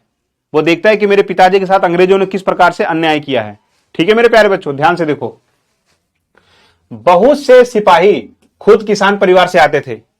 अंग्रेज शायद ये भूल चुके थे कि जो एक सैनिक होता है वो कौन से परिवार से आ रहा है? कौन से परिवार से आ रहा है मेरे प्यारे बच्चों? जो सैनिक है, सैनिक कौन से परिवार से आ रहा है? किसान का बेटा है, किसान का भाई है, किसान का भांजा है, किसान का भतीजा है। यह बात शायद अंग्रेज भूल चुके थे। किसान बहुत बचपन से ही देखता है कि भाई अंग्रेजों की नीति की वजह से जो है मेरे पिताजी, हमारा पूरा परिवार जो है गरीबी की आग में जल रहा है। ठीक है, इस बात का क्रोध सैनिक को पहले से ही, लेकिन उसकी मजबूरी है ना, मजबूरी में जो है वो आर्मी को ज्वाइन करता है। ठीक है मेरे प्यारे बच्चों, वे अपने परिवार गांव में छोड़कर सेना में थे। वो अपने अपने परिवार को छोड़ करके जो है सेना के अंदर हैं। 1 साल, 2 साल, 3 साल, इतने इतने लंबे वक्त लग जाते थे उनको अपने परिवार से मुलाकात करने में। और जिस पर भी जो है अंग्रेज सैलरी कम देते थे, भत्ते कम देते थे, जबरदस्ती समुद्र पार करवाते थे। ठीक है, ये तमाम चीज उनके साथ हो रही थी। उसके बाद में इसलिए गांव के किसानों का गुस्सा चरम पर था, सीधे सिपाहियों तक पहुंच गया। अब जब सिपाही छुट्टियों पर अपने गांव जाता था तो वो देखता था कि किस प्रकार से अंग्रेज जो हैं किसानों का शोषण कर रहे हैं, किस प्रकार से किसानों पर वो टैक्स लगा रहे हैं, लगान लगा रहे हैं, ये देखे बिना कि भाई मौसम ठीक है कि नहीं है, फसल ठीक हो रही है कि नहीं हो रही है, उनको टैक्स से मतलब है केवल। जब ये चीज सिपाही जो छुट्टी पर गांव में आया हुआ है वो ये चीज देखता था तो उसका दिमाग बिल्कुल खराब हो जाता था, क्रोधित हो जाता था वो। और यही चीज वो जाकर के अपने सैनिक दोस्तों से बताता था तो उनका भी दिमाग खराब हो जाता था, वो भी जो बिल्कुल क्रोधित हो जाते थे। किसके प्रति? अंग्रेजों के प्रति। तो इस प्रकार से सारे सैनिक के मन में जो है उनके किसान परिवारों का दर्द वो लोग लेकर के जो है अपना काम धंधा कर रहे थे। ठीक है मेरे प्यारे बच्चों, आगे देखो। यही कारण 1857 में किसान और सिपाही एक साथ विद्रोह में शामिल हो गए। किसान और जो सैनिक थे इन्होंने साथ में मिलकर के मजबूती से इस विद्रोह को आगे बढ़ाया। ठीक है, यहां तक आप लोगों को कोई प्रॉब्लम है? सारी चीजें समझ में आ रही है ना? आगे बढ़ते हैं। आगे देखो, ये इससे पहले तो हम लोगों ने समझा कि भाई किसान को किस प्रकार से प्रताड़ित कर रहे थे। ठीक है, उसके बाद में सैनिकों को किस प्रकार से प्रताड़ित किया इन लोगों ने। अब जो उस समय की आम जनता थी, जो ना तो सैनिक थी ना किसान थी, वो दूसरे काम धंधे करते थे, उनके साथ क्या हो रहा था? ठीक है, तो सबसे पहली बात, अंग्रेजों ने सती प्रथा पर क्या लगा दिया था? रोक लगा दिया था। ठीक है, इस घटना ने जो है, इस घटना ने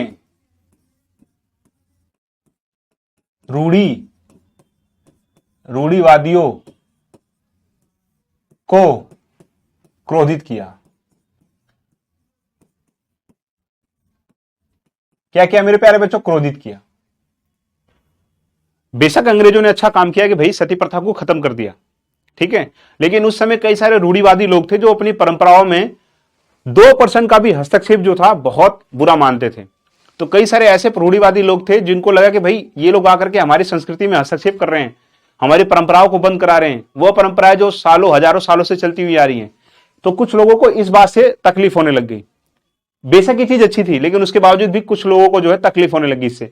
इसी प्रकार से विधवा विवाह के साथ भी हुआ।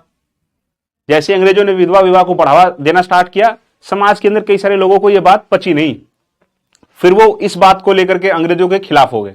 उसके बाद में अंग्रेजी शिक्षा का प्रचार प्रसार होने लग गया। क्या होने लग गया मेरे प्यारे बच्चों? क्या होने लग गया? अंग्रेजी शिक्षा का प्रचार प्रसार होने लग गया। किसका? अंग्रेजी शिक्षा का। अब ध्यान से देखो, इंग्लिश मीडियम स्कूल बनने लग गए। ठीक है, उसके बाद में क्या हुआ? कॉलेज बनने लग गए, कॉलेजों की स्थापना होने लगी।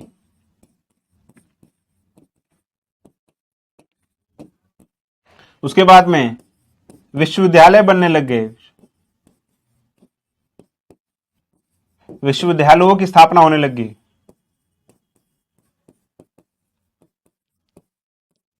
उसके बाद में पाश्चात्य संस्कृति बढ़ने लगी।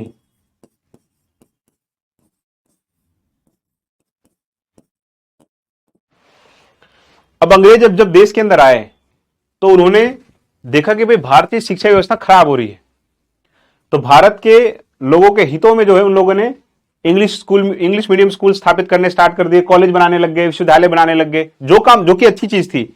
लेकिन कई सारे लोगों को लगा कि भाई इससे अंग्रेजी शिक्षा का प्रचार हो रहा है और भारतीय जो शिक्षा व्यवस्था थी वो खराब हो रही है, संस्कृत भाषा को कोई सीखना नहीं चाह रहा है, हमारी जो गुरुकुल शिष्य परंपरा थी वो खत्म होती जा रही है। तो कुछ लोगों ने इस बात से क्रोधित हो गए। ठीक है, उसके बाद में सबसे बड़ी चीज जो थी वो थी ईसाई मिशनरियों को खुली छूट। ये क्या था मेरे प्यारे बच्चों? यूरोप से कई सारे ईसाई लोग आने लग गए जो भारत के अंदर आकर के क्या करते थे? ईसाई धर्म का प्रचार प्रसार करते थे। ठीक है, ये लोग यूरोप से आते थे भारत के अंदर और यहां के लोगों को जो है क्या बोलते थे कि भाई तुम जो है ईसाई धर्म को अपना लो। क्या बोलते थे? ईसाई धर्म को अपना लो। ठीक है, और ये लोग क्या बोलते थे कि भाई हिंदू धर्म, मुसलमान धर्म और भी जितने भी धर्म थे उन सब के अंदर ये लोग बुराइयां निकालते थे कि भाई ये धर्म ऐसा है, ऐसा है, ऐसा है, ईसाई धर्म सबसे अच्छा है, आप लोग ईसाई धर्म को अपनाओ। ठीक है, तो इससे क्या, इससे जो है भारतीय लोगों का, उनके मन में जो है क्रोध आने लग गया कि भाई हमारे जबरन जबरदस्ती जो है हम लोग को अपना धर्म अपनाने के लिए लोग फोर्स कर रहे हैं, है ना।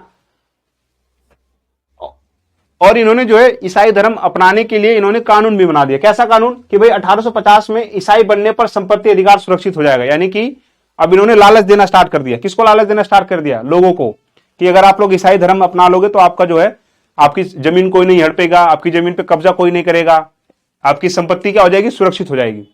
तो इस बात से भी जो उस समय का पढ़ा लिखा वर्ग था, जो आम जनता थी, उस बात से भी क्रोधित होने लगी कि भाई ये लोग हमारे धर्म के साथ भी खिलवाड़ कर रहे हैं। तो ये बात जो है जनता को पची नहीं। इस बात से जो जनता थी, आम जनता थी, इस बात से क्रोधित होने लगी।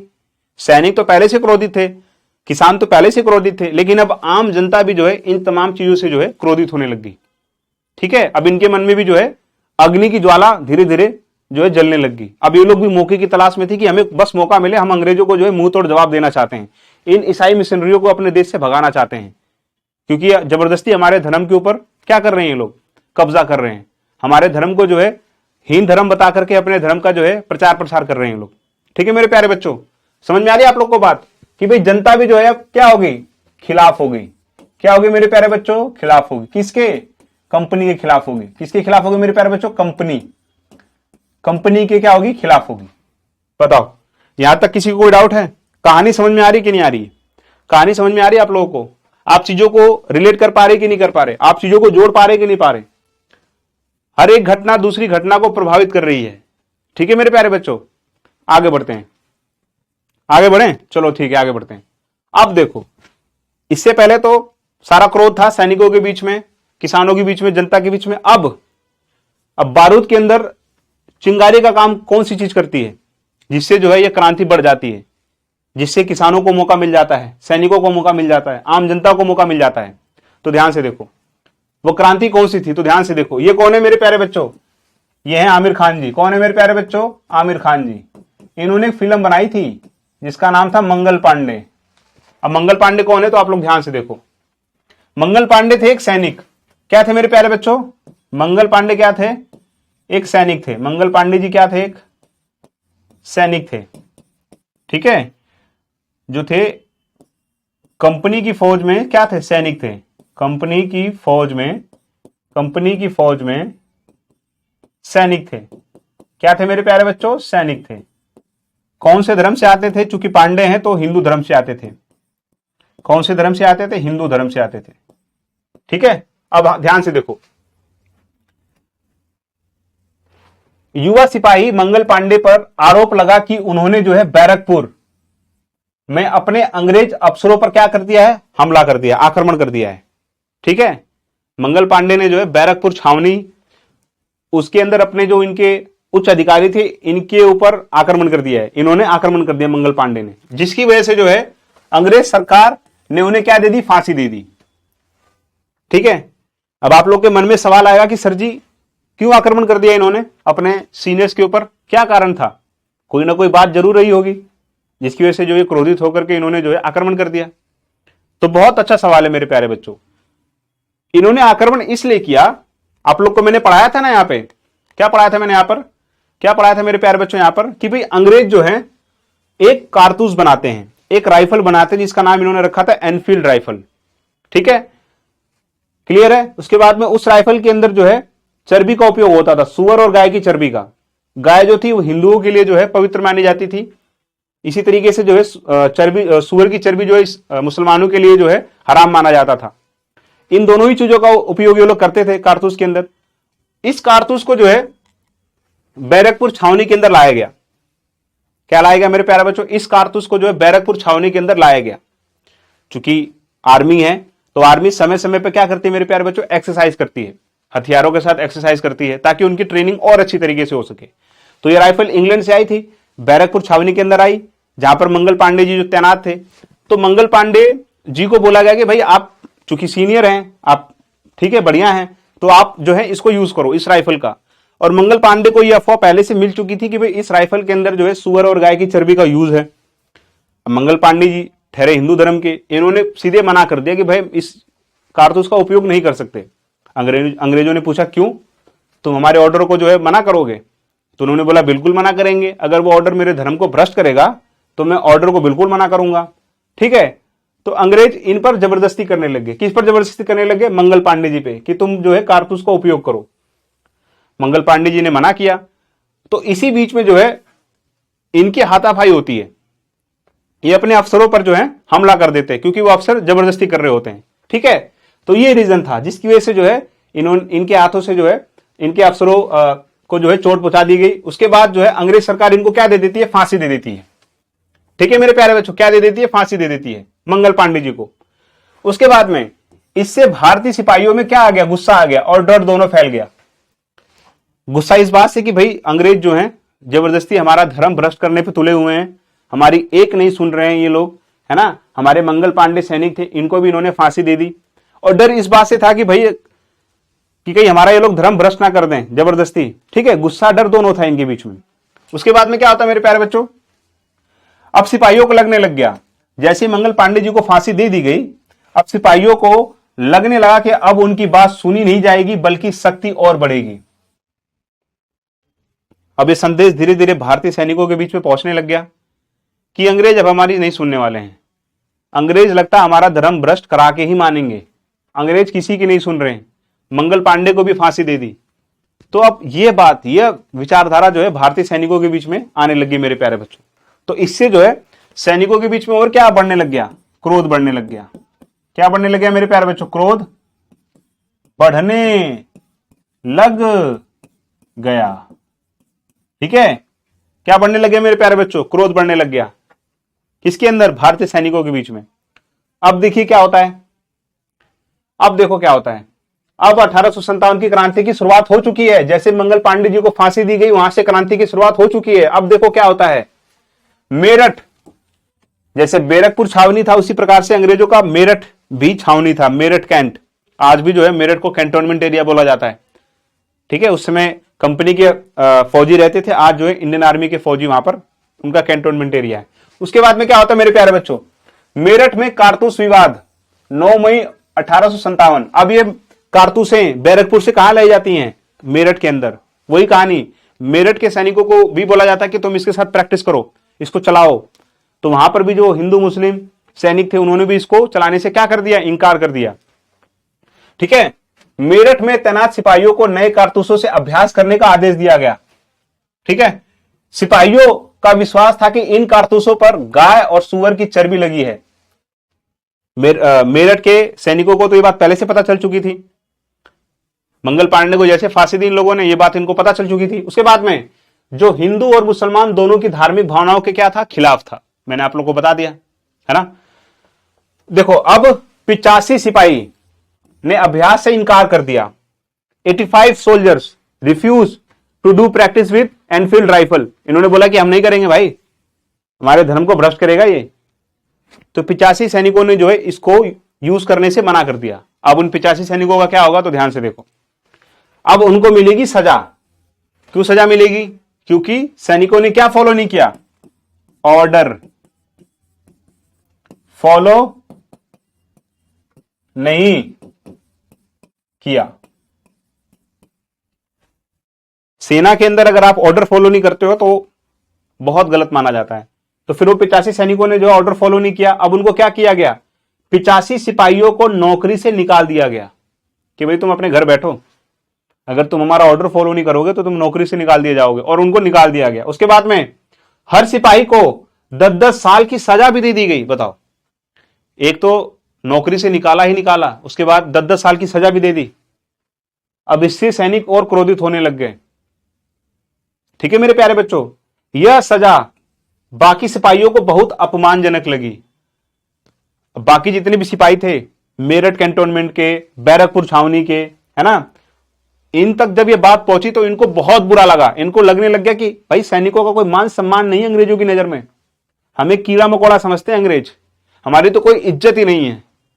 ठीक है मेरे प्यारे बच्चों, ये विचारधारा किसके अंदर आने लग गई, ये संदेश किसके अंदर आने लग गया, ये संदेश जो है भारतीय सैनिकों के बीच में आने लग गया।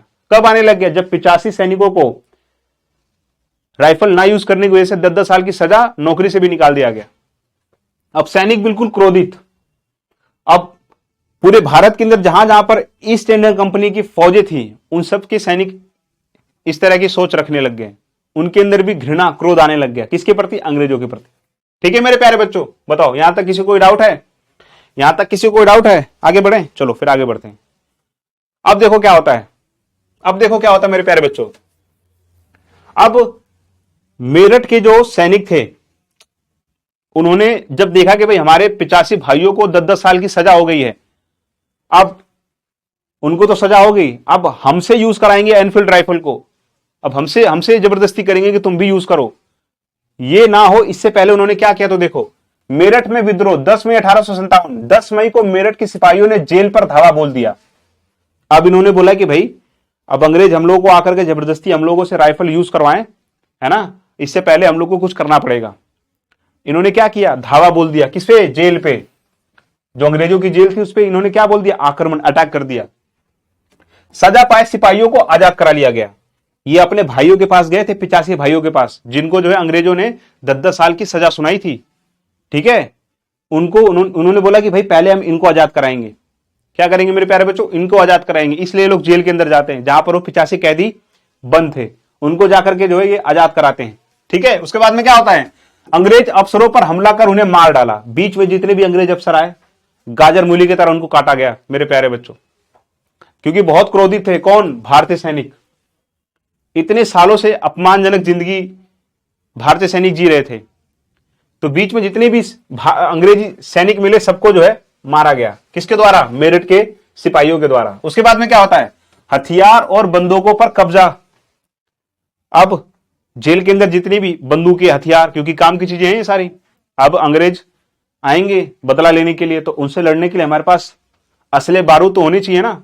तो इन्होंने जितनी भी वहां पर उपस्थित बंदूकें, बारूद, सबको इन्होंने भारतीय सैनिकों ने इकट्ठा करना स्टार्ट कर दिया। उसके बाद में अंग्रेजी इमारतों और संपत्तियों को आग लगा दी। इतना क्रोध था भारतीय सैनिकों के मन में कि अंग्रेजों से रिलेटेड कोई भी चीज अगर मिल रही थी रास्ते में सबको फूंक दे रहे थे। कोई भी अफसर मिले सबको गाजर मूली की तरह काटा गया, इमारतों को आग लगा दी गई, सब कुछ किया गया। ठीक है, उसके बाद क्या होता है मेरे प्यारे बच्चों, यहीं से खुला विद्रोह शुरू हो गया। अब यहीं से जो है विद्रोह स्टार्ट हो गया। किसके खिलाफ में, अंग्रेजों के खिलाफ में। बताओ यहां तक किसी को कोई डाउट है, यहां तक किसी को कोई डाउट है। अब क्या हो गया, भारतीय सैनिक वर्सेस कंपनी। ठीक है मेरे प्यारे बच्चों, अब युद्ध हो गया भारतीय सैनिक और कंपनी। अब इस भारतीय सैनिक के युद्ध में कौन कौन लोग इनका साथ देते हैं, किसान, कृषक, ठीक है, जमींदार और नवाब।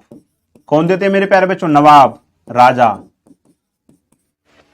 ठीक है, अब इस युद्ध के अंदर भारतीय सैनिकों का साथ कौन कौन देता है, भारतीय किसान, भारतीय जमींदार और भारतीय नवाब, भारतीय राजा। किस प्रकार से देते हैं, राजा बहुत इंपॉर्टेंट भूमिका निभाएंगे इसके अंदर।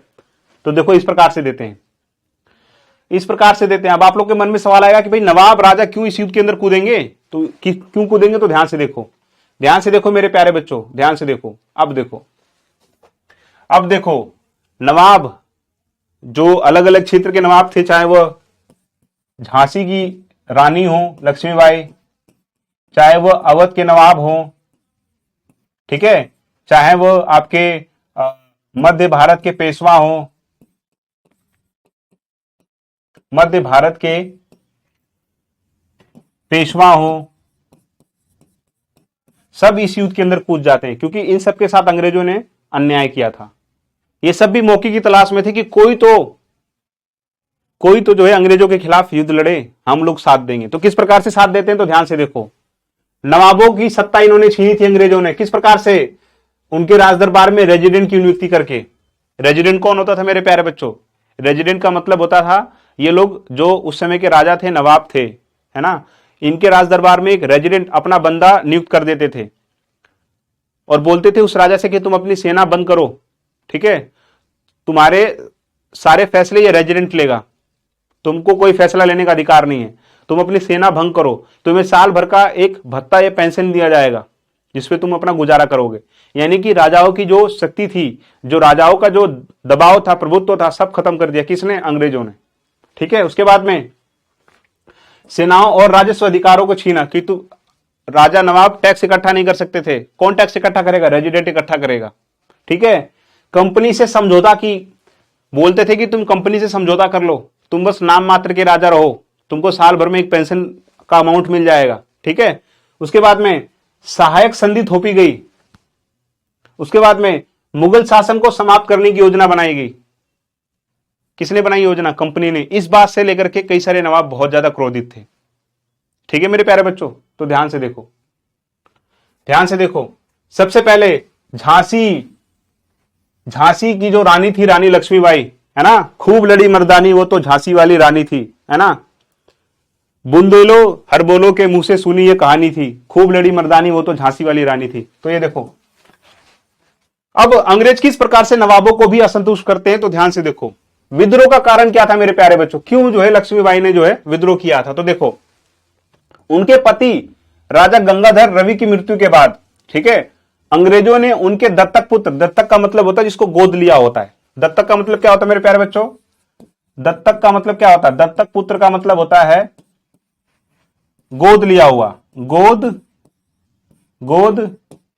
लिया हुआ, है ना। गोद ली हुई संतान को क्या बोलते हैं? दत्तक पुत्र बोलते हैं। तो अब राजा मर चुके थे, उनके दत्तक पुत्र को राजा मानने से इंकार कर दिया। किसने इंकार कर दिया? कंपनी ने। कंपनी बोलती थी कि भैया हम उसी को राजा मानेंगे जो सगा बेटा होगा, दत्तक पुत्र को हम जो है राजा नहीं मानेंगे।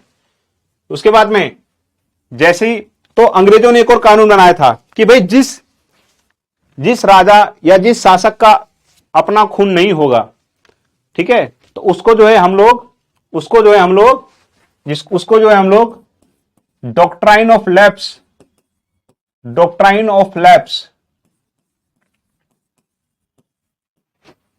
जिसको हिंदी में बोलते हैं राज्य हड़प नीति, राज्य हड़प नीति के तहत क्या कर लेंगे? जिसका सगा बेटा नहीं होगा, जिसका सगा पुत्र नहीं होगा, उसके शासन पर कब्जा कर लेंगे। शासन पर कब्जा कौन कब्जा कर लेगा मेरे प्यारे बच्चों? अंग्रेज। जिसका क्या नहीं होगा? सगा पुत्र नहीं होगा। यानी कि दत्तक पुत्र को वो लोग नहीं मानते थे। तो इसी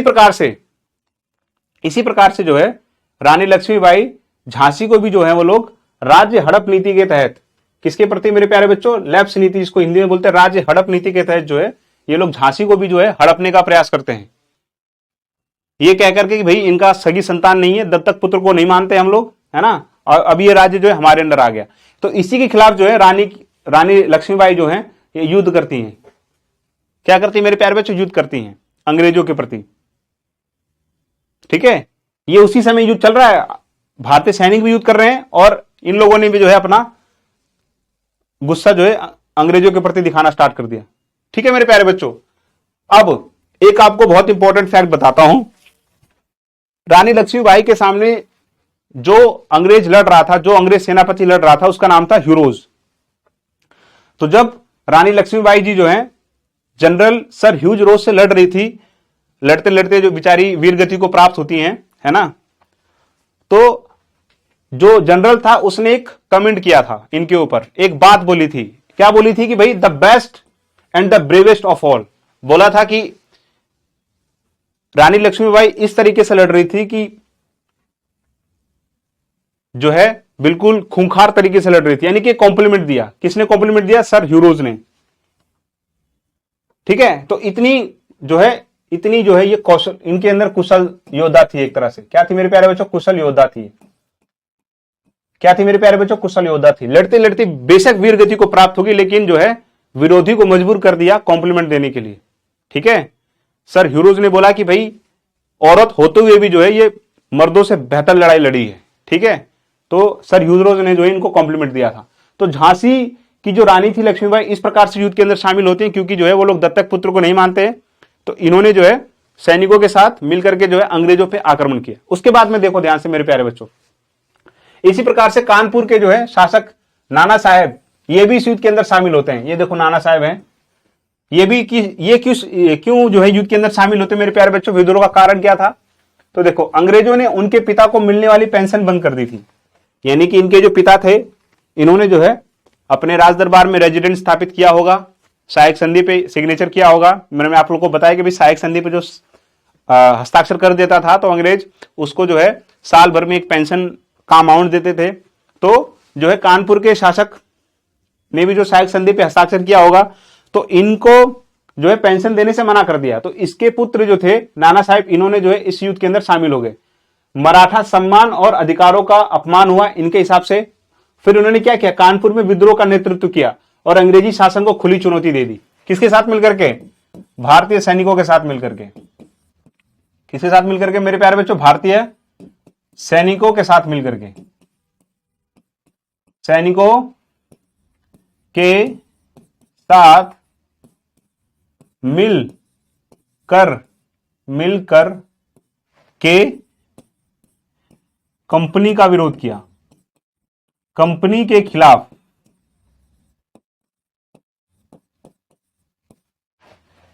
विद्रोह किया मेरे प्यारे बच्चों। क्या किया मेरे प्यारे बच्चों? विद्रोह किया। अब ध्यान से देखो, सैनिक तो कर ही कर रहे हैं, लेकिन ये नवाब भी धीरे धीरे उस युद्ध के अंदर शामिल होने लग गए, क्योंकि इनके साथ भी जो है दुर्व्यवहार किया गया था। उसके बाद में देखो, उसके बाद में अवध का एरिया यानी लखनऊ का एरिया, बेगम हजरत महल। ठीक है, ये जो थे अवध के नवाब, उनकी पत्नी थी बेगम हजरत महल, ये भी जो युद्ध के अंदर शामिल हो जाती हैं। ये युद्ध के अंदर शामिल क्यों होती है मेरे प्यारे बच्चों? तो देखो, 1856 में अंग्रेजों ने अवध का जबरन विलय कर लिया था। कौन सी नीति के तहत? कौन सी नीति के तहत मेरे प्यारे बच्चों? डॉक्ट्राइन ऑफ लैप्स के तहत, राज्य हड़प नीति के तहत इन्होंने क्या किया था?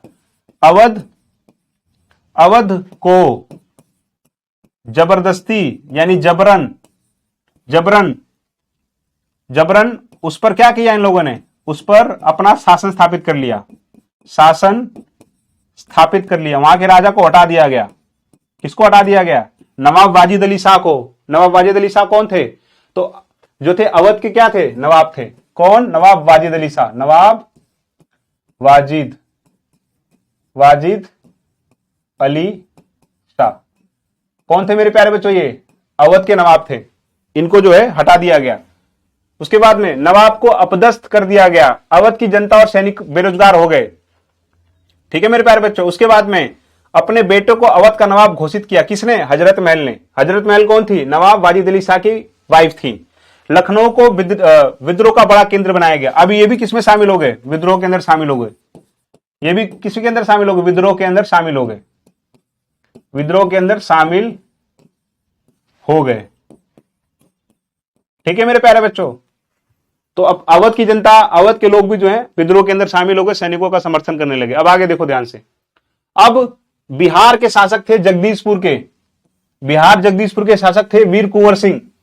अब ये भी जो है इस युद्ध के अंदर शामिल हो जाते हैं। तो देखो ये वीर कुंवर सिंह हो गए। ठीक है, ये क्यों शामिल होते मेरे प्यारे बच्चों? अंग्रेजों ने जमींदारी अधिकारों में दखल दिया, भारी टैक्स लगाया, अपमानजनक नीतियां लागू की। इससे क्रोधित होकर के वीर कुंवर सिंह, ठीक है, वो क्या ये युद्ध के अंदर शामिल हो जाते हैं।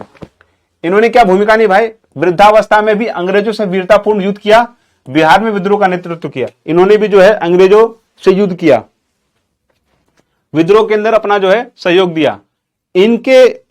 इनसे रिलेटेड एक कहानी है कि भाई अंग्रेजों से लड़ते लड़ते जो है अंग्रेजों की एक गोली आकर के वीर कुंवर सिंह के कंधे पे लगती है और पूरा हाथ जो है इनका एक तरह से खराब हो जाता है। तो यह जो है अपने हाथ को जो है अपनी तलवार से काट करके जो है गंगा नदी में गिरा देते हैं, ये कहते हुए कि भाई गंगा माता को जो है हम अपना हाथ जो है बलिदान दे रहे हैं। तो ये कहानी बड़ी फेमस है। तो जगदीशपुर, बिहार जगदीशपुर के वीर कुंवर सिंह भी जो है इस युद्ध के अंदर क्या हो जाते हैं मेरे प्यारे बच्चों, शामिल हो जाते हैं।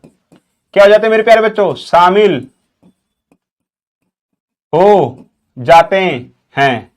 ठीक है, ये भी जो है कंट्रीब्यूशन देते हैं, सैनिकों के साथ मिलकर के अंग्रेजों का जो है मुकाबला करते हैं, सैनिकों के साथ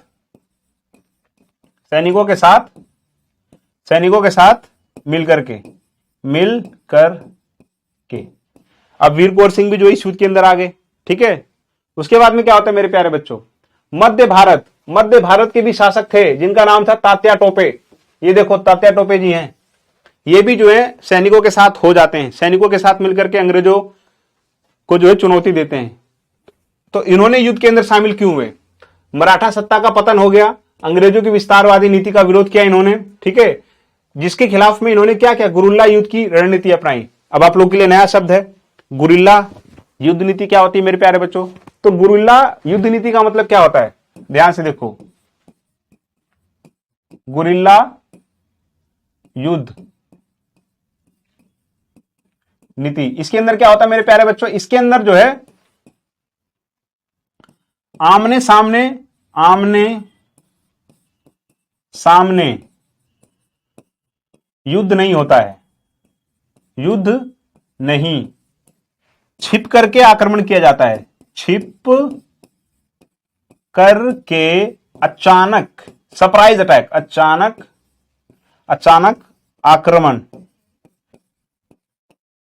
ठीक है, आप लोगों ने फिल्मों में देखा होगा कि किस प्रकार से जो है अचानक आदिवासी जो लोग होते हैं जंगलों के अंदर रहने वाले, वो पहले से सारी प्लानिंग करके रखते हैं और अचानक जो है अपने शत्रु पर आक्रमण करते हैं, तो उसको क्या बोलते हैं, गुरिल्ला वॉरफेयर। ठीक है, तो तात्या टोपी जी सामने अंग्रेजों से लड़ाई नहीं करते हैं बल्कि गुरिल्ला युद्ध नीति का फॉलो करते हैं। लंबे समय तक अंग्रेजों को इन्होंने चुनौती दी मेरे प्यारे बच्चों, लंबे समय तक जो है तात्या टोपे ने जो है अंग्रेजों को चुनौती दी। ठीक है, तो इस प्रकार से ये कंट्रीब्यूट करते हैं युद्ध के अंदर।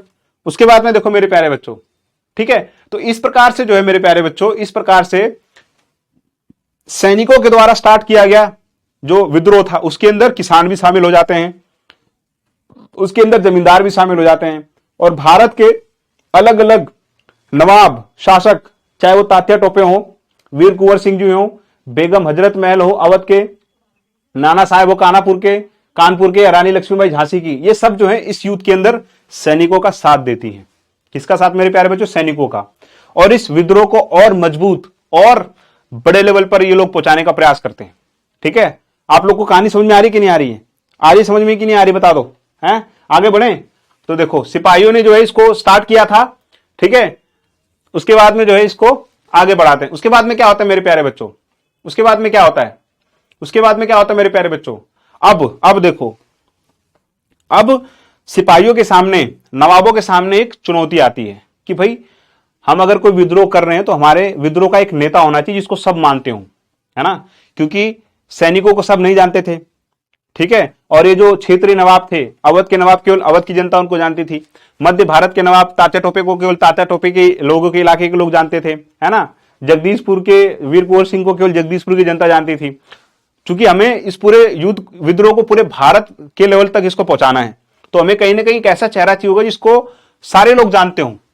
ठीक है, तो इनके मन में सवाल आया, नेतृत्व का सवाल, कि भाई हमारे इस युद्ध का नेतृत्व कौन करेगा। एक ऐसा बंदा खोजना पड़ेगा जिसको सारे लोग जानते हो, सारे लोग जो है मानते भी हो। तो लोगों ने बोला कि भाई हम जाएंगे किसके पास, हम लोग जाएंगे मेरे प्यारे बच्चों किसके पास, बहादुर शाह जफर के पास, बहादुर शाह जफर। ठीक है मेरे प्यारे बच्चों, किसके पास जाएंगे, किसके पास जाएंगे बताओ आप लोग जल्दी से, बहादुर शाह जफर जी के पास जाएंगे। और ये कौन थे, मुगल बादशाह थे, आखिरी मुगल बादशाह, आखिरी मुगल बादशाह कौन थे मेरे प्यारे बच्चों, आखिरी मुगल बादशाह थे ये। ठीक है, इनको भी जो है अंग्रेजों ने लाल किले के अंदर रखा हुआ था। ठीक है, लाल किले के अंदर रखा हुआ था, और अंग्रेजों ने ये बोला था कि भाई 1856 में गवर्नर जनरल थे कैनिंग जी, इन्होंने बोला था कि भाई, कैनिंग ने बोला था कि भाई जफर जो है यह आखिरी मुगल बादशाह होंगे। क्या होंगे मेरे प्यारे बच्चों? आखिरी मुगल बादशाह होंगे। इनकी मृत्यु के बाद कोई मुगल बादशाह नहीं होगा, सब खत्म हो जाएगा, आखिरी मुगल बादशाह होंगे। ठीक है, ये बात बोल करके इनको लाल किले के अंदर रख दिया था। उसके बाद में क्या होता है, सिपाही जो होते हैं लाल किले पहुंचते हैं, सारे सिपाहियों का दस्तक जो है लाल किले पर पहुंचता है।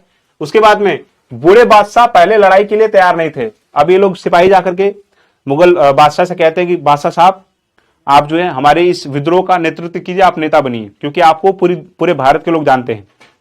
ठीक है, आप हमारे युद्ध का चेहरा बनिए। तो पहले तो बेचारा जो बादशाह था, जो बूढ़ा हो चुका था, है ना, वो पहले तो इनकार करते कि भाई मैं नहीं बनूंगा, ठीक है, अंग्रेज मेरे को मार देंगे, ये कर देंगे, वो कर देंगे। उसके बाद में लेकिन सिपाही क्या रहे, अड़े रहे। सिपाहियों ने जो है मजबूर किया, बादशाह जी को मजबूर किया कि नहीं तुम बनो। ठीक है, अंततः सिपाहियों ने उन्हें अपना नेता घोषित कर दिया। आखिरी में सिपाहियों की जीत होती है और बादशाह को कन्विंस किया जाता है कि आप जो है हमारे इस युद्ध का चेहरा बनो, अगर आप चेहरा नहीं बनोगे तो हमारा युद्ध जो है ये ठंडा पड़ जाएगा। ठीक है, हाँ, तो आखिरी में जाकर के बादशाह जो है, बादशाह यस बोल देता है कि ठीक है भाई, मैं जो है मैं लीडर बनूंगा। क्या बनूंगा मेरे प्यारे बच्चों? लीडर। ठीक है, तो मुगल इस प्रकार से जो है मुगल बादशाह बहादुर शाह जफर जो है वह युद्ध का क्या करते हैं? नेतृत्व करते हैं। क्या करते हैं मेरे प्यारे बच्चों? नेतृत्व करते हैं। ठीक है, नेतृत्व करते हैं किसका? सैनिक विद्रोह का। किसका? सैनिक विद्रोह का। ठीक है, आगे बढ़ते हैं, आगे बढ़ो। उसके बाद में मेरे प्यारे बच्चों क्या होता है? अब देखो, अब इस प्रकार से जो है युद्ध स्टार्ट हो जाता है। युद्ध के अंदर कौन कौन है मेरे प्यारे बच्चों? ठीक है, सैनिक विद्रोह के अंदर कौन कौन है? सैनिक विद्रोह के अंदर कौन कौन है मेरे प्यारे बच्चों? सैनिक विद्रोह के अंदर कौन कौन है? सैनिक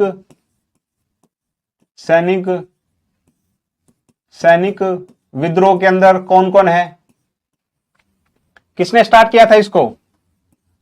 स्टार्ट किया था सैनिकों ने, स्टार्ट किया था सोल्जर्स ने। ठीक है, जिसके अंदर मंगल पांडे थे, जिनको फांसी की सजा दे दी थी। फिर इनके दोस्तों ने जो है, सैनिकों ने इसको स्टार्ट किया। फिर इसके अंदर कौन कौन शामिल हुआ? किसान शामिल हो गए मेरे प्यारे बच्चों, किसान शामिल हुए। उसके बाद में कौन शामिल हुआ? क्षेत्रीय शासक। कौन कौन?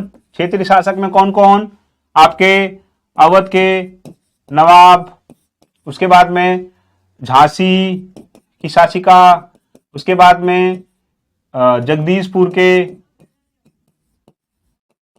ठीक है मेरे प्यारे बच्चों, तमाम लोग इसके अंदर शामिल हो गए। फिर और कौन शामिल हुआ? मुगल बादशाह। और कौन शामिल हुआ? मुगल बादशाह कौन? बहादुर शाह जफर। कौन शामिल हुआ मेरे प्यारे बच्चों? बहादुर शाह जफर। इस प्रकार से सैनिक विद्रोह जो आपका 10 मई 1857 के अंदर स्टार्ट हुआ था, इसके अंदर ये तमाम लोग जो हैं शामिल हो गए। ये तमाम लोग जो हैं इस युद्ध को आगे बढ़ा रहे हैं। ठीक है मेरे प्यारे बच्चों, ये तमाम लोग जो हैं इस युद्ध को क्या कर रहे हैं? आगे बढ़ा रहे हैं।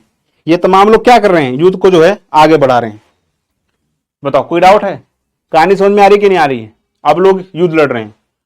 अब ये लोग युद्ध लड़ते लड़ते जो है अंग्रेजों का सामना कर रहे हैं, अंग्रेजों को नुकसान पहुंचा रहे हैं। अब आपके मन में सवाल आएगा, क्या अंग्रेज इतनी देर से चुप बैठे हुए हैं, पलटवार नहीं कर रहे क्या? वो अंग्रेज जिनके पास वेल ट्रेन्ड सैनिक हैं, अच्छे खासे हथियार हैं, अच्छी खासी तादाद है सैनिकों की, वो लोग क्या कर रहे हैं? तो ध्यान से देखो, अब वो लोग पलटवार करेंगे। क्या करेंगे मेरे प्यारे बच्चों? कंपनी का पलटवार। 1857 कंपनी का पलटवार। कंपनी, ये देखो किस प्रकार से कंपनी के सैनिक जो हैं, कंपनी के अधिकारी जो हैं सामना कर रहे हैं भारतीय सैनिकों का। तो देखो, अंग्रेजों का फैसला विद्रोह को कुचलना था। अब अंग्रेज जो है विद्रोह को कुचलेंगे। अब अंग्रेज जो है विद्रोह को कुचलेंगे। ठीक है, किस प्रकार से कुचलेंगे? तो देखो ध्यान से, 1857 की उथल पुथल के बावजूद अंग्रेज घबराए नहीं, क्योंकि अंग्रेजों को पता ये इनकी संख्या बहुत कम है भारतीय सैनिकों की, और इसके अंदर जो क्षेत्रीय शासक शामिल भी हुए हैं ना, अपने मतलब से हुए हैं। ठीक है, ये विद्रोह जो है पूरे भारत के अंदर नहीं फैला हुआ है, कुछ छोटे से इलाकों के अंदर फैला हुआ है। कौन कौन सा इलाका मेरे प्यारे बच्चों? ध्यान से देखो, यह विद्रोह केवल आपका जो यूपी, बिहार, बंगाल इसी एरिया के अंदर फैला हुआ है। ये देखो बरेली, मेरठ, दिल्ली, लखनऊ, कानपुर, झांसी, ठीक है, इसी वाले एरिया के अंदर फैला हुआ है। दक्षिण भारत नहीं गया, पूर्वोत्तर भारत नहीं गया, है ना। तो अंग्रेजों को सबसे पहला प्लस पॉइंट तो ये था कि भाई ये विद्रोह ज्यादा बड़े एरिया के अंदर है नहीं। उसके बाद में क्या होता है, उसके बाद में देखो ईस्ट इंडिया कंपनी ने तय किया कि विद्रोह को पूरी ताकत से कुचलना होगा। इसके लिए अंग्रेजों ने क्या किया, इंग्लैंड से और सैनिक और हथियार मंगवाने स्टार्ट कर दिए। इन्होंने विशाल मात्रा में हथियार मंगवाने स्टार्ट कर दिए और ढेर सारी फौजें मंगवाना इन्होंने स्टार्ट कर दी, क्योंकि इनको विद्रोह को कुचलना था। उसके बाद में विद्रोहियों को जल्दी सजा देने के लिए नए कड़े कानून बनाने स्टार्ट कर दिए कि भाई विद्रोह को जल्दी से शांत किया जाए। इन्होंने जो है कड़े से कड़े कानून बनाने स्टार्ट कर दिए, है ना। उसके बाद में विद्रोह के मुख्य केंद्रों पर सीधे सैन्य हमले किए। जो विद्रोह के मुख्य केंद्र थे, जहां पर सैनिक बगावत कर रहे थे, जहां पर सैनिक युद्ध लड़ रहे थे, अवध हो गया, कानपुर हो गया, जगदीशपुर हो गया, वहां पर इन्होंने अपने विशाल सैनिक भेजे। पहले तो बोला कि इसको शांत करो, इस एरिया को शांत करो, ठीक है। इस प्रकार से अंग्रेज जो है पलटवार स्टार्ट कर देते हैं। उसके बाद क्या होता है, उसके बाद में दिल्ली पर दोबारा कब्जा। क्या करते हैं लोग, भारी लड़ाई के बाद सितंबर 1857 में दिल्ली पर फिर अंग्रेजों का कब्जा हो गया था, है ना। अंतिम मुगल बादशाह बहादुर शाह जफर पर मुकदमा चलाया गया। बहादुर शाह जफर कौन थे, विद्रोह के चेहरा बने थे, नेता बने थे। तो अंग्रेजों ने बोला पहले इसी को पकड़ो, इसको पकड़ो, इसको फांसी दो, तो बाकी जो इसको सपोर्ट करने वाले लोग हैं ना, अपने आप ही जो है ये ठंडे हो जाएंगे। तो बहादुर शाह जफर को जो है पकड़ा गया और पकड़ करके जो है इनको जेल भेजा गया और इनकी आंख के सामने इनके बेटे को जो है गोली मार दी गई। क्या मार दी गई मेरे प्यारे बच्चों, गोली मार दी गई। उन्हें आजीवन कारावास की सजा दी गई। उनके बेटों को उनकी आंख के सामने गोली मार दी गई। अक्टूबर 1858 में बहादुर शाह जफर और बेगम जीनत महल को रंगूल जेल भेज दिया गया। बेगम जीनत महल को भी जो है रंगूल जेल भेज दिया गया। नवंबर 1862 में रंगूल जेल में ही बहादुर शाह जफर की मृत्यु हो जाती है। इससे मुगल शासन का पूर्ण अंत हो जाता है। अब इनकी जैसी मौत होगी, खबर जब सैनिकों को मिली कि भाई हमारा नेता तो मर चुका है, तो कहीं ना कहीं उनके भी हौसले ठंडे पड़ने लग गए थे। उनके अंदर भी भय आने लग गया था कि भाई हमको भी अंग्रेज पकड़ेंगे, हमको भी मार देंगे, ठीक है। तो अंग्रेजों ने यह पॉलिसी अपनाई थी इस विद्रोह को कुचलने के लिए। आगे देखिए उसके बाद में क्या होता है, उसके बाद में मार्च 1858 में लखनऊ अंग्रेजों के कब्जे में आ गया। लखनऊ जो बेगम हजरत महल, नवाब वाजिद अली शाह का केंद्र था, वहां पर विद्रोह हुआ था। पहले तो अंग्रेजों ने उसको शांत किया 1858 के अंदर, वहां पर शांति ले आए। उसके बाद में जून 1858 में रानी लक्ष्मीबाई पराजित हुई और वीरगति को प्राप्त होगी। रानी लक्ष्मीबाई, झांसी के ऊपर भी इन्होंने आक्रमण किया। वहां की जो रानी थी रानी लक्ष्मीबाई, उनको भी ये लोग जो है मौत के घाट उतार देते हैं, बेचारी वीरगति को प्राप्त हो जाती है। उसके बाद में रानी अवंतीबाई लोधी भी अंग्रेजों से लड़ते हुए शहीद हो गई थी। तात्या टोपे ने मध्य भारत में जंगलों में जो है शरण ले ली, वो भाग के जंगलों के अंदर छुप गए। उसके बाद में आदिवासियों और किसानों की मदद से छापामार युद्ध जारी रखा गया। फिर भी उन्होंने जो है तात्या टोपे ने युद्ध जारी रखा। तो इस प्रकार से जो है जो आपके मुख्य केंद्र थे विद्रोह के, अंग्रेज उस पर आक्रमण करने लग गए। उन वहां के नेताओं को पकड़ पकड़ करके जेल के अंदर बंद करने लग गए, उनको फांसी की सजा देने लग गए थे, यानी कि जिससे कि युद्ध जो है ठंडा पड़ जाए। उसके बाद में क्या होता है मेरे प्यारे बच्चों, उसके बाद में अंग्रेजों की लालच और डर की नीति आती है, जिससे कि विद्रोह क्या हो जाए, शांत हो जाए। विद्रोह को शांत करने के लिए, विद्रोह को शांत करने के लिए लालच और डर की नीति। इसके अंदर क्या करते थे लोग, कठोर दमन। कोई भी अगर सैनिक पकड़ा जाता था तो उसको बहुत ही कड़ी से कड़ी सजा दी जाती थी। कहते थे कि तोप के आगे उसको बांध के रखा जाता था। उसके बाद में इसके बावजूद सैकड़ों सिपाहियों, विद्रोहियों, नवाबों और राजाओं पर मुकदमा चलाए गए। बहुतों को फांसी की सजा दी गई। जितने भी बागी सैनिक मिलते थे, नवाब मिलते थे, सबको पकड़ के लाया जाता था। सबको जो है मौत की सजा, कड़ी से कड़ी सजा दी जाती थी। लोग बिल्कुल बीच चौराहे पे, ताकि और भी लोग देख सकें और वो जो है विद्रोह बगावत करने का हिम्मत ना कर सकें। तो अंग्रेज इस प्रकार से जो है करते थे, ठीक है। उसके बाद में क्या हो गया मेरे प्यारे बच्चों, इसके बाद में विद्रोह जो है शांत हो गया। ये तमाम कामों के बाद जो है विद्रोह धीरे धीरे क्या होने लग गया मेरे प्यारे बच्चों, शांत हो गया, ठीक है। अंग्रेजों ने जो है, अंग्रेजों को जीत मिल चुकी थी। क्या मिल चुकी थी मेरे प्यारे बच्चों, अंग्रेजों को जो है जीत मिल चुकी थी। अंग्रेजों ने जो है विद्रोह को कुचल दिया था। सिपाहियों को पकड़ पकड़ कर इन्होंने जेल के अंदर भरना स्टार्ट कर दिया, फांसी दे दी। सारे राजाओं को इन्होंने शांत करा दिया, किसानों को शांत करा दिया, क्योंकि इनके पास विशाल फौज थी, अत्याधुनिक हथियार थे, ठीक है। अब जो है आपका विद्रोह खत्म हो चुका है। क्या खत्म हो गया मेरे प्यारे बच्चों, विद्रोह समाप्त हो गया है। विद्रोह समाप्त हो गया। अब विद्रोह समाप्त हो गया, उसके बाद में क्या होता है मेरे प्यारे बच्चों, विद्रोह के बाद के साल विद्रोह के बाद के साल। अब अंग्रेजों को पता लग चुका था कि भाई हमको कौन कौन सी नीतियां जो है नहीं लानी है, अगर हम दोबारा इस तरह की नीतियां लाएं तो दोबारा ये लोग विद्रोह कर देंगे। तो ये लोग जो है अपनी गलती से सीखते हैं। कौन? ईस्ट इंडिया कंपनी अपनी गलती से क्या करती है मेरे प्यारे बच्चों? सीखती है। किस प्रकार की सीख लेती है? तो ध्यान से देखो, ध्यान से देखो। 1859 तक अंग्रेजों ने फिर से पूरा नियंत्रण पा लिया, लेकिन अब वे समझ चुके थे कि अब देखो 1859 इनको टाइम लग गया। विद्रोह कब स्टार्ट हुआ था? 1857। और पूरा कंट्रोल इनको कब मिला? 1859 में। यानी कि इनको 2 साल लग गए मेरे प्यारे बच्चों, 2 साल दोबारा से क्या पाने में? कंट्रोल पाने में। कहां? भारत के ऊपर। यानी 2 साल तक इन्होंने जो है खूब संघर्ष किया दोबारा से शासन पाने में। उसके बाद में क्या होता है? इन्होंने अपनी गलती से सीखा क्या? कि भाई पुराने तरीके से शासन नहीं चल सकता है, कि भाई जो हम भारतीयों के ऊपर, धर्म के ऊपर इनके कई सारे नियम बना रहे हैं, है ना, जबरदस्ती इनको समुद्र पार भेज रहे हैं, ईसाई मिशनरियों को भारत के अंदर ला रहे हैं, किसानों के ऊपर अंधाधुंध टैक्स लगा दे रहे हैं, सैनिकों के साथ दुर्व्यवहार कर रहे हैं, सैलरी नहीं बढ़ा रहे हैं। इन तमाम चीजों से जो है ये लोग सीखते हैं। फिर क्या करते हैं? ये बोलते हैं कि भाई कंपनी का शासन खत्म करो। अब इन्होंने बोला कि ईस्ट इंडिया कंपनी को हटा दो, अब भारत पर सीधे ब्रिटिश सरकार का राज होगा। इसका राज होगा मेरे प्यारे बच्चों। अब सीधे भारत के ऊपर कौन रूल करेगा? कौन रूल करेगा? कौन रूल करेगा? कंपनी को बोला कि तुम जाओ यहां से। तुमने खूब कंपनी को बोला तुम जाओ यहां से। किसने बोला? किसने बोला? ब्रिटिश। ब्रिटिश किसने मेरे प्यारे बच्चों? ब्रिटिश सरकार ने। किसने बोला? ब्रिटिश सरकार ने सीधे शासन अपने हाथ में ले लिया। सीधे शासन अपने हाथ में ले लिया। कंपनी को हटा दिया। 1857 से पहले कंपनी भारत के अंदर शासन करती थी, लेकिन इस युद्ध के बाद में जो है भारत के ऊपर पूरा कंट्रोल इंग्लैंड में बैठी ब्रिटिश सरकार ने ले लिया। ठीक है, कंपनी को हटा दिया। अब डायरेक्ट वो लोग यहां पर आकर के जो शासन करेंगे, वो नीतियां बनाएंगे। तो इस तरह से हुआ, यानी कि अब भारत पर सीधे ब्रिटिश सरकार का राज था। अब गवर्नर जनरल अब वायसराय कहलाने लगे। यानी कि जब कंपनी का शासन था तो इस समय कंपनी क्या बनाती थी? पूरे भारत का क्या बनाती थी? Governor general.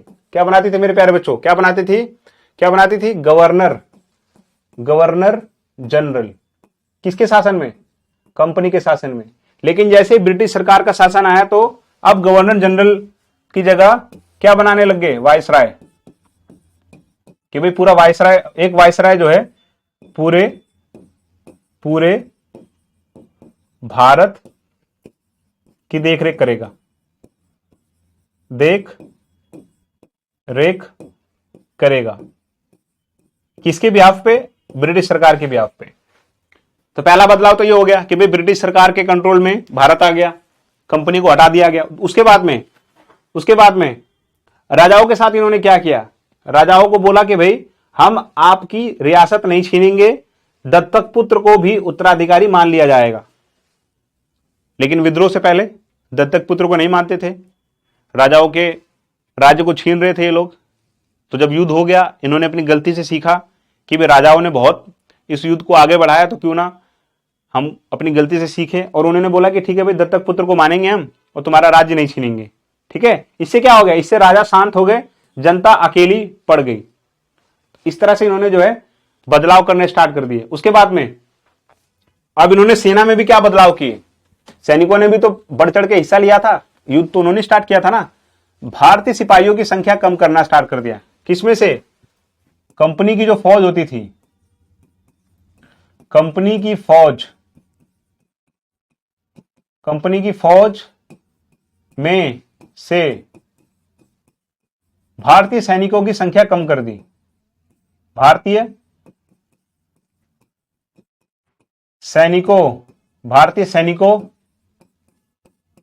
की संख्या कम और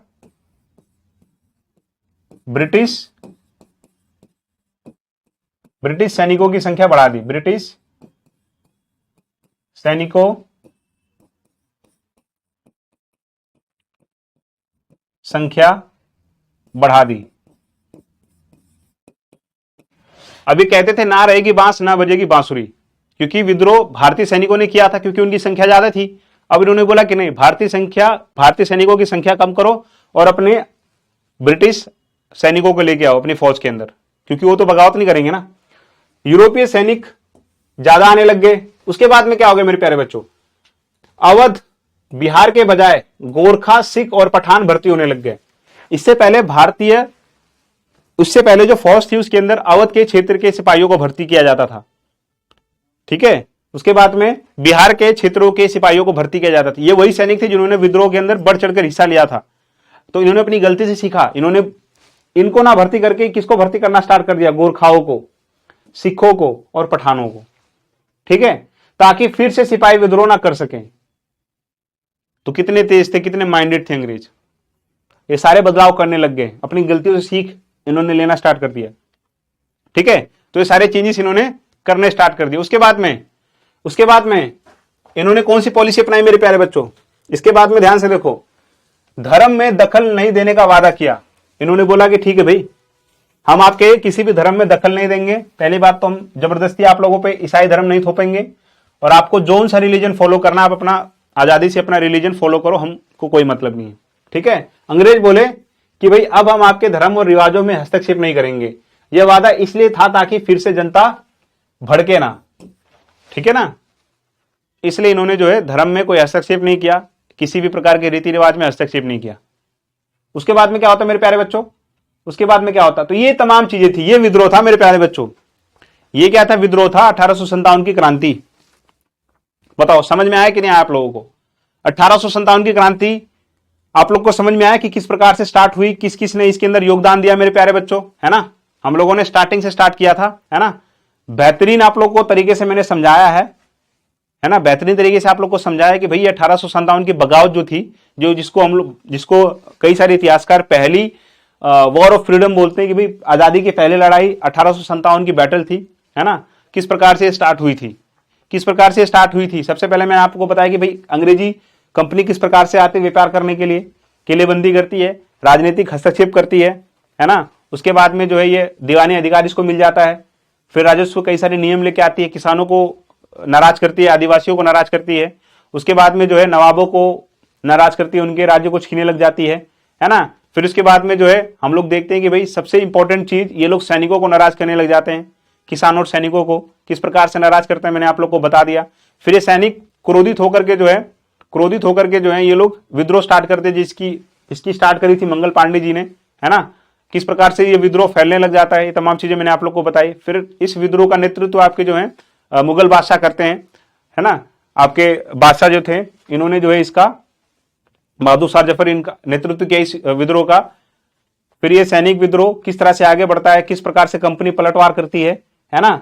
किस प्रकार से जो है कंपनी इंग्लैंड से ढेर सारे सैनिक बुलाने लग जाती है हथियारों के साथ, फिर आक्रमण करती है। तो ये तमाम चीजें हम लोगों ने इस वीडियो के अंदर देखी। फिर किस प्रकार से अंग्रेज जो है अपनी गलती से सीखते हैं, उन तमाम नीतियों को खारिज कर देते हैं और नई नीतियां लेके आते हैं, है ना। तो इस प्रकार से ये चैप्टर था आप लोग का, जिसका नाम था 1857 की क्रांति। क्या नाम था मेरे प्यारे बच्चों चैप्टर का नाम था 1857 की क्रांति।